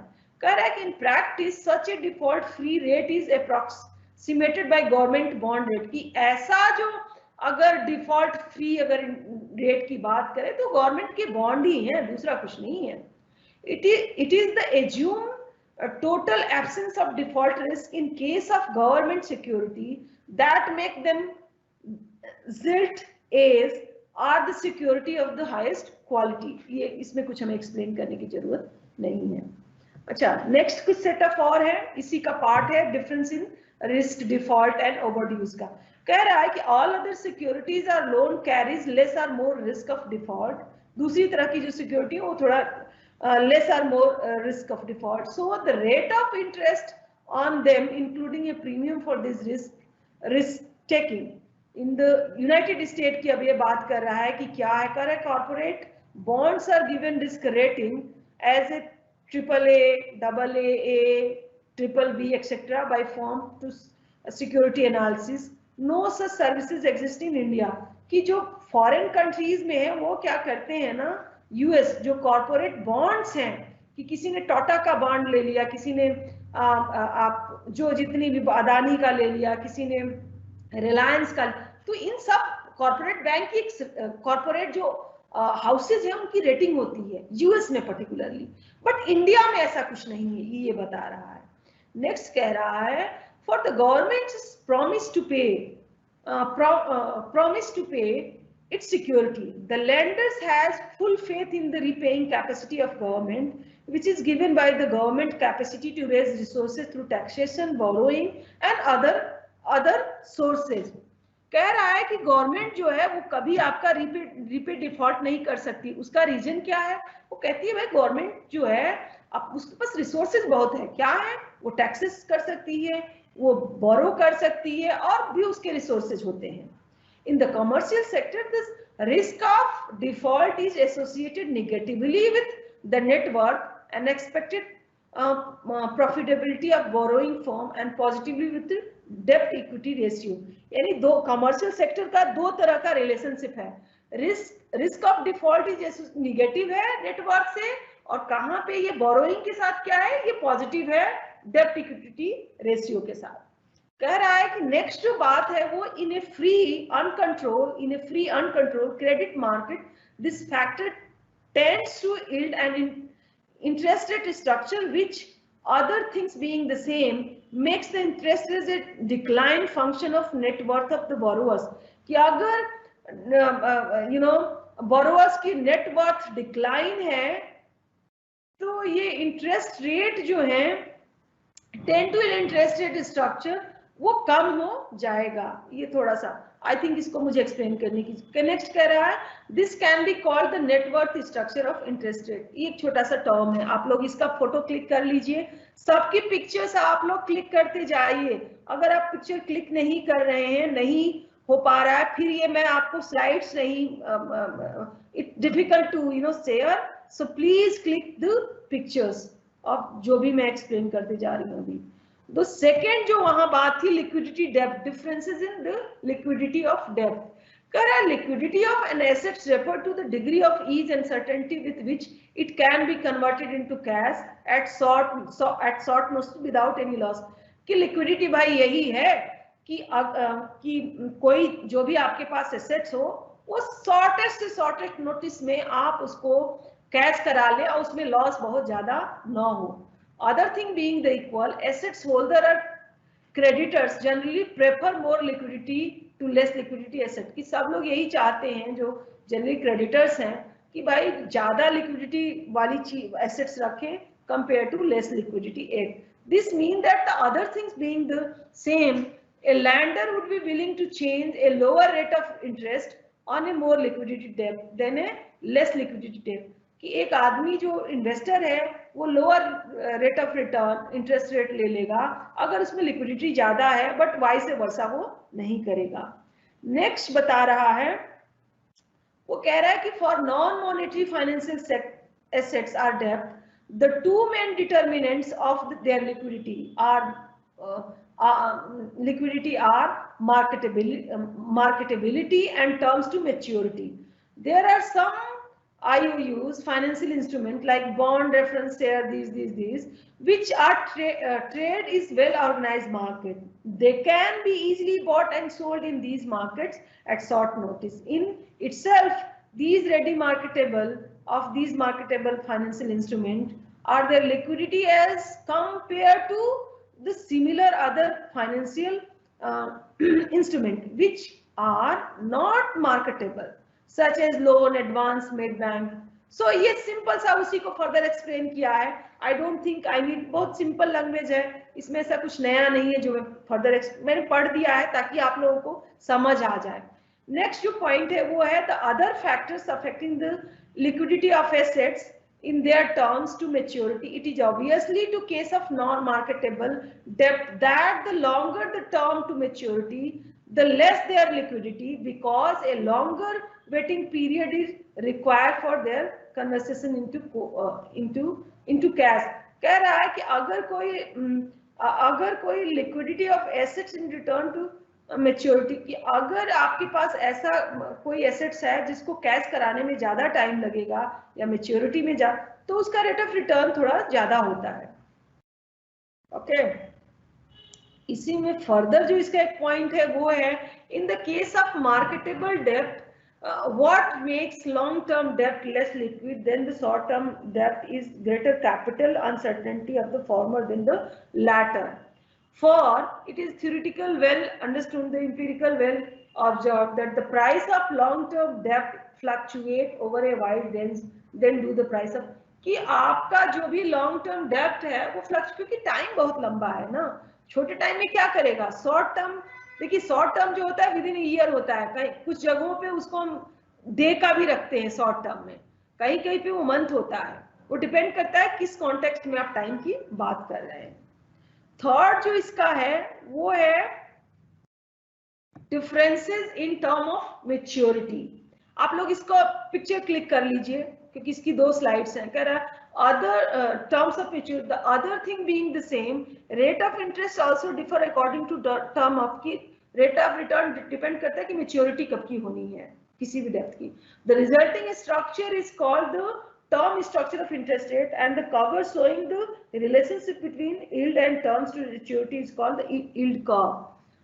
यानी इसको कर्वेचर फॉर्म में भी हम दिखा सकते हैं। Most theoretical empirical works has been done on the term of structure of depth US. The work is of little relevance to the India scenario because in India gilt edge market, the treasury bill rate in administrative rate and others rate in interest efficiency, कि भाई India में इन सब चीजों की उतना नहीं, क्योंकि RBI इसको अच्छी तरह से कंट्रोल करती है। नेक्स्ट जो पॉइंट है वो ये है कि कॉर्पोरेट मार्केट्स डेप्ट even in US is considered, corporate market debts even in US is considered sufficiently heterogeneous for the term structure analysis, so that the observed difference in rate on such debt of different maturity cannot be attributed to different term of maturity alone. एक term structure analysis होती है, उसमें जो भी जितने भी उसको कहते हैं थोड़ा सा होमोजीनियस, में सब लोग एक जैसे, ये हिट्रोजीनियस है, अलग अलग तरह की चीजें हैं। In India, additionally, the market for the kind of debt is not well developed. It is both narrow and shallow. Also, the institutional investors generally do not trade in security, and private dealers are smaller and unimportant. Therefore, the full importance of difference in terms of to maturity for market determined interest rate differential in India constant cannot be easily accepted. कि भाई India में ये जो पूरा आपका term to maturity का है वो उतना डेवलप नहीं है, अभी उसको होने में टाइम लगेगा। ये फाइनेंशियल मार्केट वगैरह का भी डेवलपमेंट होता है जैसे जैसे कंट्री ग्रो करती है। भाई फॉरेन चाहे वो यूएस हो, यूरोप है, these countries are much ahead than us in terms of development, they are developed countries, we are developing nation, तो वो कहीं ना कहीं फाइनेंशियल मार्केट में भी उसका असर आपको दिखेगा। इसका सेकंड पार्ट आप क्लिक कर लीजिए, ये हमने एग्जांपल्स दे दिए हैं, इसको आप लोग क्लिक कर ले तो आई डोंट थिंक, कह रहा है कि in the sphere of RBI administrator rate the yield curve is upward sloping the short run, वो उसका एक एग्जांपल देके बता रहा है। नेक्स्ट पॉइंट में ज्यादा इंटरेस्ट लूंगी, the rate of interest offered on A company deposit also have a rising structure as one move from one deposit to the 3 years deposit, one यानी उसका भाई अलग वो राइजिंग स्ट्रक्चर होगा क्योंकि 1 साल की बजाय आपने 3 साल का deposit. Thus in most cases the rate of interest are higher डेप्ट for longer term maturity, the rate maturity possible this is encourage long term public saving are, कि देखिए कोई भी चीज अगर 5 साल का आप फिक्स करते हैं उसका interest rate high, rate of return high होता है, मेच्योरिटी जितनी ज्यादा होगी इंटरेस्ट रेट उतना, जितना मेच्योरिटी का टाइम पीरियड कम होगा या कम टाइम के लिए आप इन्वेस्ट उतना आपको इंटरेस्ट रेट कम मिलेगा। कह रहा है कि आप ये लास्ट वाला पॉइंट आप लोग क्लिक करके, ये सिंपल सा है so I don't have need to explain. 5वां जो आपका पॉइंट है वो है difference in lending practice and extra loan, जो हमने आपको बताया कि अलग तरह की फैसिलिटी कुछ बैंक दे सकते हैं। फर्स्ट पॉइंट आप देख लीजिए, finance company in cities are in position to charge higher rate of return from their borrowers even when the latter are eligible to borrow for commercial bank at such lower interest rate. And 8 financial companies are expanding their businesses. Why do they continue to borrow from finance company and then switching over to financial bank finance? कह रहा है कि ऐसा क्यों है कि आप कहीं से अगर बोरो करते हैं तो कमर्शियल अगर बैंक से, तो वहां से आपको लोग फिर भी लोग क्यों हायर इंटरेस्ट रेट पे चीजों को फाइनेंशियल कंपनी से लेते without going to commercial bank, why people use the financial companies? कह रहा है उसके दो रीजन है। फर्स्ट कह रहा है one of the informal lending practice of financial companies की फाइनेंशियल कंपनी जब लैंड करती है वो इनफॉर्मल करती है, फॉर्मेलिटी बहुत है। कमर्शियल बैंक में ये पेपर लाओ, वो दो, आधार जमा करो, ये जमा करो, नहीं है तो वो नहीं देंगे। तो आपको इतनी चीजें मांगते हैं कि इंसान कहता है कि चलो 2 पैसे यहाँ ज्यादा दिए, काम तो हो गया, जो हम करना चाहते थे वो तो हो गया। वो एक रीजन हो सकता है। उसी को ये फर्दर एक्सप्लेन किया है। Some borrowers prefer to avoid all these formalities and restriction. Even the cost of paying is higher rate of return, जो हमने अभी आपको बताया. Then the finance companies provide fuller and more reliable finance. It also more expeditious and assured कि जल्दी जल्दी हो जाता है, assured है कि हाँ अगर अप्लाई किया है तो मिल ही जाएगा। Rolling over one term to another debt is also easier. कि आप एक से दूसरे में जाना चाहते हैं वो भी easy है। Some finance company also provide additional trade services of various kind of their customer. For example, they may have link with manufacturing or dealers of a certain product that you might offer to arrange delivery. कि आपने financial company कहीं से पैसा लिया, साथ में वो business जो आपको शुरू करना है, काम करना है, उसमें मैन्युफैक्चरिंग के या अदर चीजों की जरूरत है, उसके लिए भी कॉन्टेक्ट वगैरह आपको बता देते हैं। Thus there is a package of special services. ये आपको हमें बताने की जरूरत नहीं, वो सिंपल सा। In other case the factor discussed next also become the relevant. वो मोनोपोली की मैं बात आप लोगों को अब कर देती हूँ कि ये मोनोपोली क्या है। Difference in monopoly game, rate of interest rate on a loan and advance by private money lenders, indigenous bankers, companies, etc. carry element of monopoly gain as well.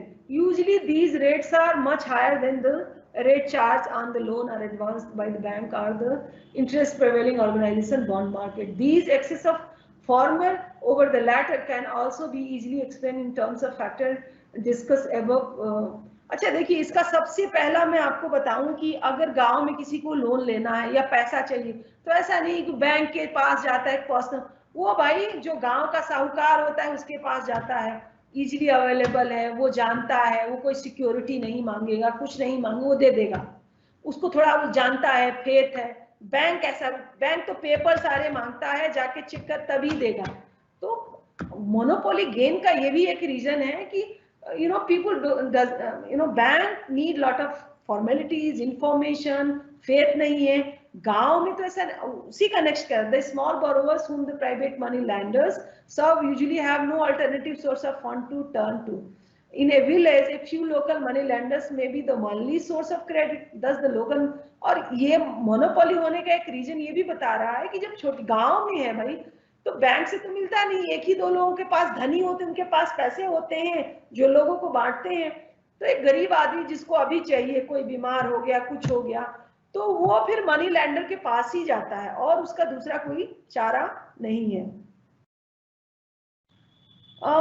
ये उसी का फर्दर एक्सप्लेनेशन है, आप लोग इसकी picture ले लीजिए, simple सा है, बड़ा स्ट्रेट फॉरवर्ड है, मुझे आप लोगों को इसको फर्दर एक्सप्लेन करने की जरूरत नहीं है। फिर भी मैं 1 मिनट यहाँ पे रुकूंगी, आप लोग इसकी पिक्चर लीजिए, आप लोग इसको लीजिए, मैं वेट करूंगी। अच्छा, अब जो नेक्स्ट है वो अदर्स रीजन्स क्या हो सकते हैं उसकी बात करेंगे। अदर्स रीजन है वो है the landing rate of banks, whether commercial cooperation or others, are not uniform for all borrowers. Instead, under the policy directive of RBI, credit is given to borrowers of priority sector and weaker section under the differential interest rate scheme at a concessional rate. यहाँ पे मैं किसान credit card की बात करूं कि RBI भाई वो लोगों को देना चाहता है जो वीकर हैं, सेक्शन के लोग हैं, या कुछ सेक्शन में जैसे किसानों की, क्योंकि सुसाइड बड़ा हो गया, तो वो सब चीजों को भी इसमें काउंट किया जाता है। ये आप लोगों के काम का नहीं है, government efficiency. No no, we will talk here about, अब लास्ट एक रह गया है theories of term structure of interest की। कितने तरह की थ्योरीज हैं interest rate term structure of की, कितने तरह से की थ्योरीज हैं। देखिए अब इसको हम 3 की बात करेंगे। कह रहा है कि मार्केट सेगमेंट थ्योरी है, एक्सपेक्टेड थ्योरी उसकी 3 है, लॉ ऑफ अनइंटेंडेड कंसिक्वेंसेस, ये 3 है। नहीं ये 2 ही हैं, ये थर्ड या ये थर्ड नहीं है, ये इसका पार्ट नहीं है, प्लीज सॉरी, ये हम कुछ और लिख रहे थे यहाँ रह गया। तो ये 2 थ्योरीज है, मार्केट सेगमेंट थ्योरी है और एक्सपेक्टेड थ्योरी। एक्सपेक्टेड थ्योरी के 3 पार्ट है जो हम आगे आप लोगों को एक्सप्लेन कर देंगे। कह रहा है कि मार्केट सेगमेंट थ्योरी क्या है, assume that borrower and lenders live in a specific section of the yield curve and on their need to match assets and liability, कि वो एक स्पेसिफिक जगह पे रहते हैं। The theory goes further to assume that these participants do not leave their preference maturity section, thus the yield curve shape is determined by supply and demand of different maturity, कि वो अपना जो भी उनका प्रेफरेंसेस है उसको छोड़ते नहीं है, तो उनका जो डिटरमाइन होगा yield curve वो डिमांड एंड सप्लाई के मेच्योरिटी के थ्रू होगा।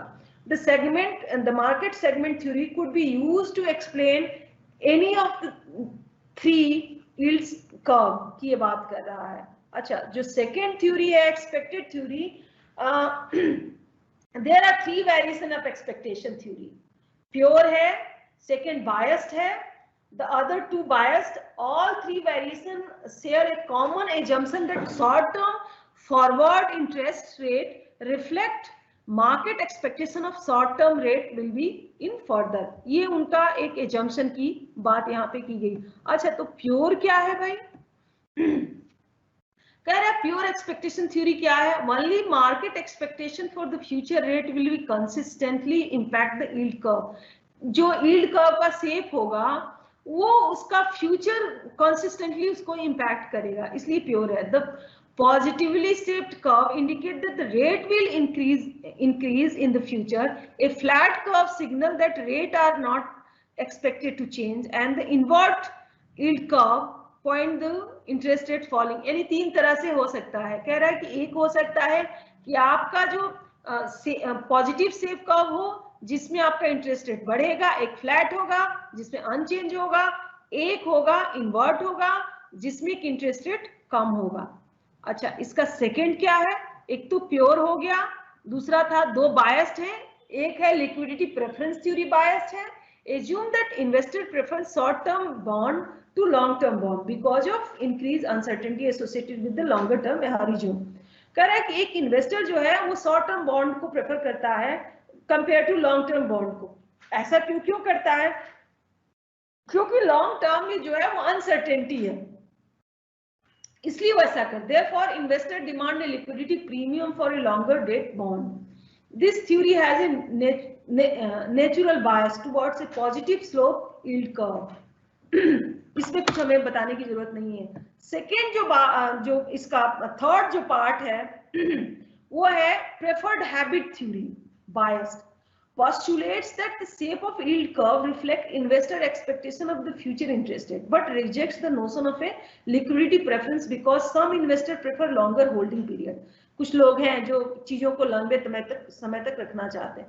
The preferred habit theory relied heavily on notion that investor will match assets and liability, कि वो अपने जो इन्वेस्टर होगा इस पे डिपेंड करता है ये थ्योरी, प्रेफर्ड हैबिट थ्योरी, कि इन्वेस्टर जो है अपने बहुत हैविली डिपेंड करेगा, वो अपनी मैच करेगा एसेट्स एंड लायबिलिटी को। ओके, अच्छा, जो लास्ट एक टॉपिक रह गया था वो था इंटरेस्ट रेट इन इंडिया, कि इंडिया में इंटरेस्ट रेट किस तरह का है। वो डिफरेंशियल्स की तो हमने इंडिया के डिफरेंशियल सारे आप लोगों को समझा दिए।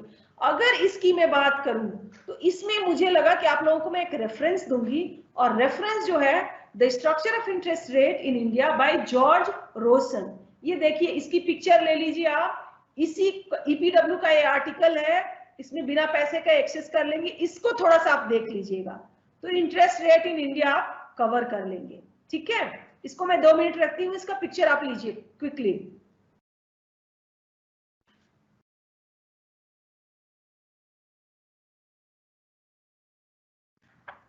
आई थिंक सब लोगों ने ले लिया होगा। अब नेक्स्ट जो है, ये हमारी लास्ट स्लाइड्स है। Thanks for your attention. And जिन्होंने नहीं लिया होगा अभी भी मैं करके रखती हूँ। Sir lecture is over. Question answer session we can start. Hello hello sir, lecture is over.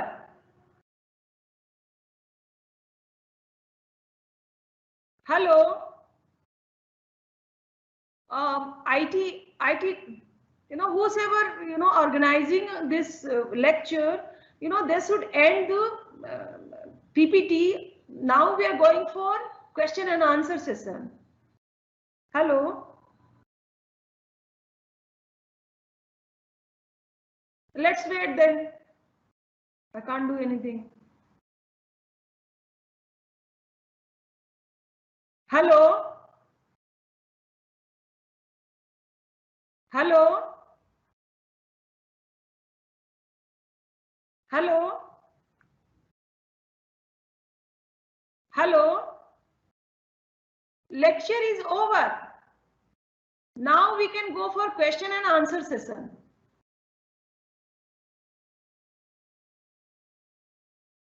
Hello, who is organizing this class? Can now we can switch over to question session, question and answer session, Q&A.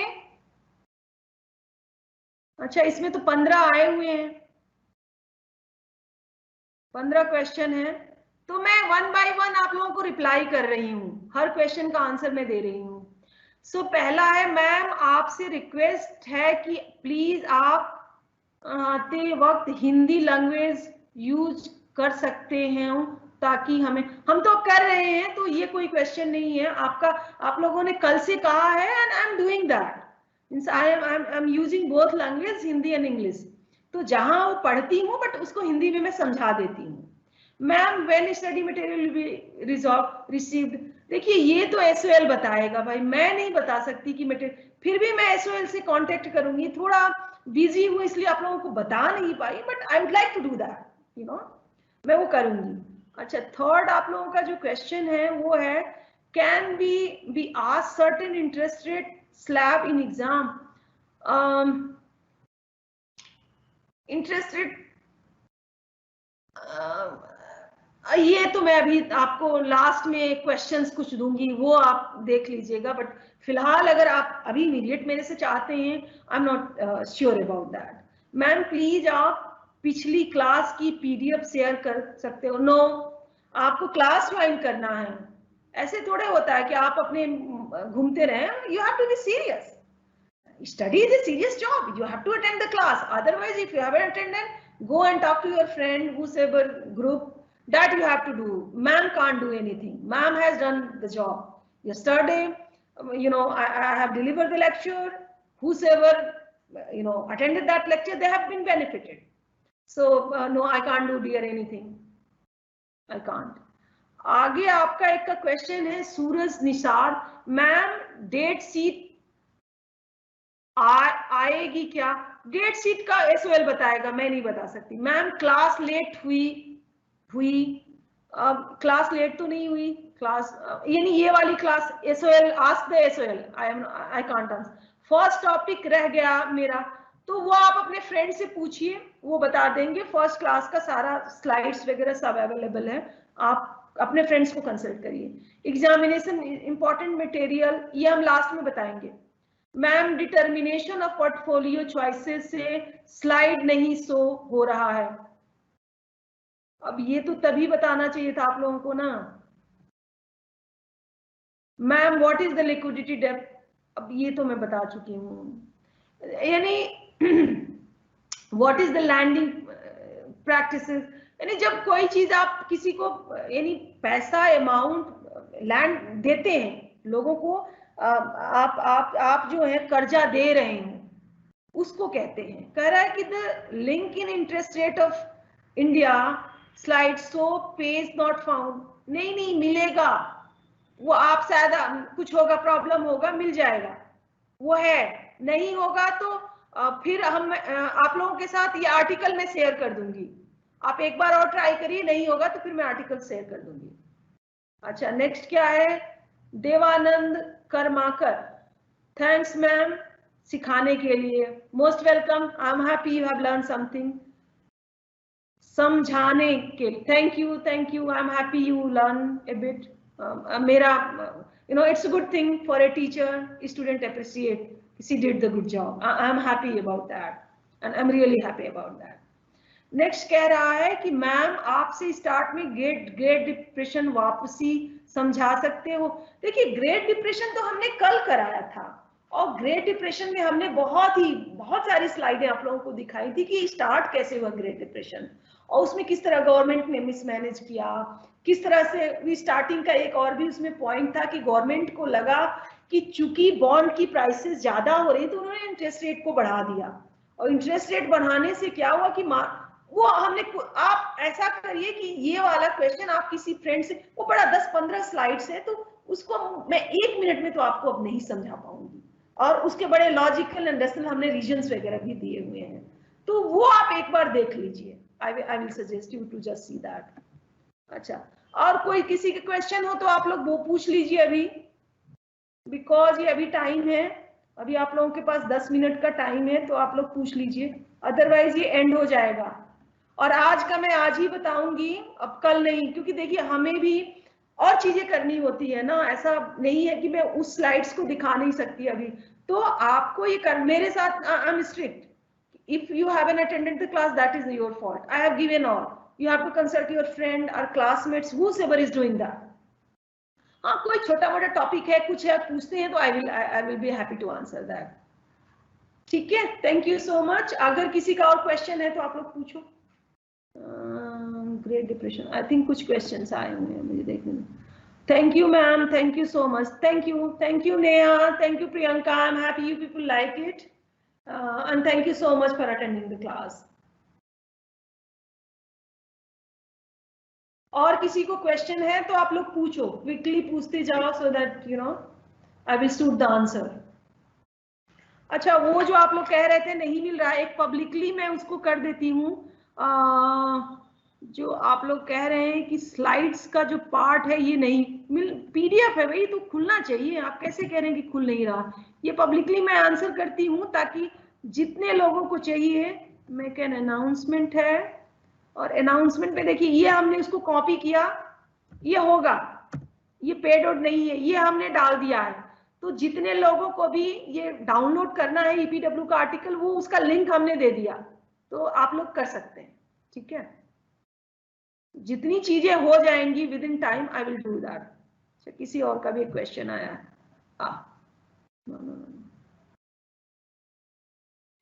Ma'am आज की unit के important, वो देखिए important question हम last में बताएंगे, last day, come tomorrow as well, last day I will do that. Last day question answer नहीं होगा, ज्यादातर जो 15-20 मिनट का हम लोग टाइम रखते हैं ना क्वेश्चन आंसर का, उसमें मैं क्या करूंगी, क्वेश्चन ही आप लोगों को प्रिपेयर करके मैं दूंगी। ओके, और किसी के क्वेश्चन है तो पूछ लो आप लोग, I am happy to answer.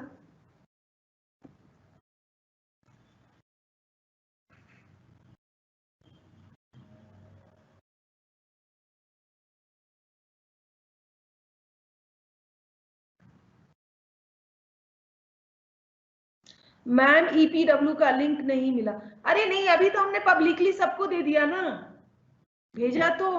अच्छा चलिए, मैं प्राइवेटली भी आपको भेज देती हूँ, ये रहा, जिसको ईपीडब्ल्यू का लिंक चाहिए था, ये शीतल आपको मिल गया होगा आई थिंक, अभी मैंने आपको प्राइवेटली भी कर दिया।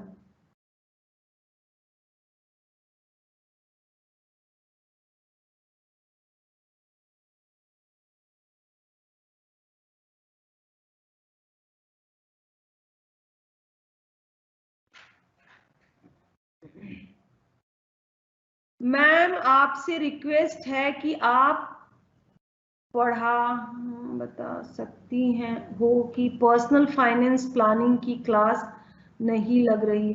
देखिए वो तो थोड़ा मेरे पास इंफॉर्मेशन नहीं है, जो भी पूछ रहा है कि पर्सनल फाइनेंसिंग की, ये तो एसओएल या डिपार्टमेंट से पूछिए, उसकी इंफॉर्मेशन मेरे पास नहीं। आई एम सॉरी, तो वो डिपार्टमेंट ही आपको बताया, एसओएल से पूछिए। कहा पिछली कुछ दिनों से वो कहा ना कि वो मैं नहीं कुछ कर सकती उसमें, so sorry I can't do anything.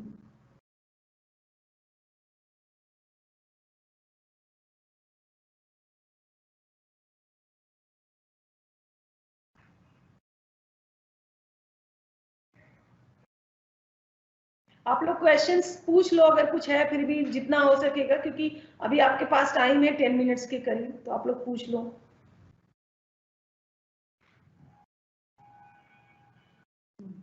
Thank you, thank you. I'm very much available. We have the 5 minutes, less than 5 minutes, just to. Thank you, Manish. Thank you. You like the class? Just give the good feedback, so that and if there is any improvement, please let me know. I will revise and do the better.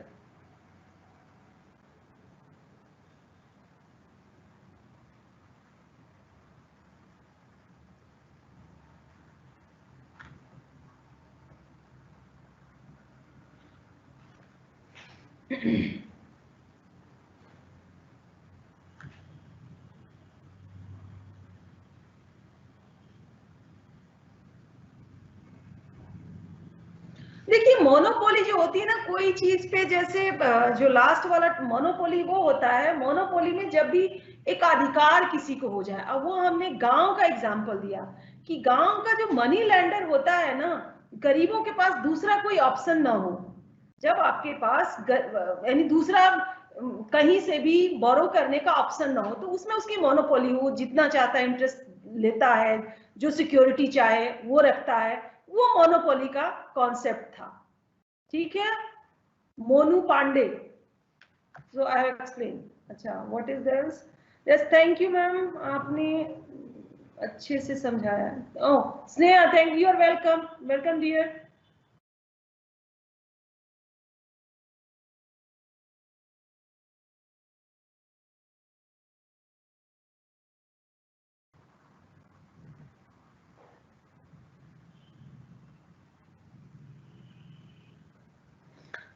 देखिए number नहीं, कुछ questions मैं आप लोगों को दे दूंगी important, और ये थोड़ा जो आप लोग टॉपिक वाइज बार बार पूछ रहे हैं ना कि कौन से क्वेश्चन करें क्या करें, मैं ट्राई करूंगी कि इसको लास्ट डे रखूं, या कुछ अगर मुझे कल हो गया, अब इन सब चीजों में इतना टाइम चला जाता है कि उसको नहीं कर पाए, तो ट्राई करेंगे कि हो जाए। मनु पांडे, मैं आपका नोट कर रही हूँ कि कितने नंबर के क्वेश्चन आएंगे, तो ये भी तो मैं यही आपसे कहूंगी। ठीक है, we are ending this class today. Come, see you tomorrow, come and join the class. I will teach tomorrow, I think, banking. तो वो तो आप लोगों को हमने तो बना के भेज दिया कि ये टॉपिक हम ऐसे ऐसे कवर करेंगे, तो अगर एक आप फर्स्ट रेट रीडिंग भी करके आ जाए ना और ये क्लास कर ले, you will be able to do that, you will able to do the exam, that I am sure about. लेकिन भाई कुछ तो आप थोड़ा, I will give you something, but also you have to read a bit. I can't do, my job and your job together. I can't do. One job is enough. Yeah, I will help you to do your job. That I'm doing. Okay. I think we are done with the class. And ma'am, important topic. Rohit Maheshwari, मैं बोल तो रही हूँ आपको कि important topic तो नहीं बताऊंगी, क्वेश्चंस बताऊंगी या कुछ टॉपिक्स भी, लेकिन वो हम लास्ट डे का लिए रखे हुए हैं कि पहले कोर्स तो खत्म हो जाए ना, फिर हम उस पर बात करेंगे। Ma'am important topic, ma'am paper आप बना, अरे नहीं ऐसे नहीं होता है, देखिए पेपर तो एसओएल बनाता है और वही बनाएगा, उन्हीं का होता है, मेरा उसमें कुछ नहीं। SOL will make the paper. I don't have authority of making the question paper. Sorry. I think we are done. I'm leaving.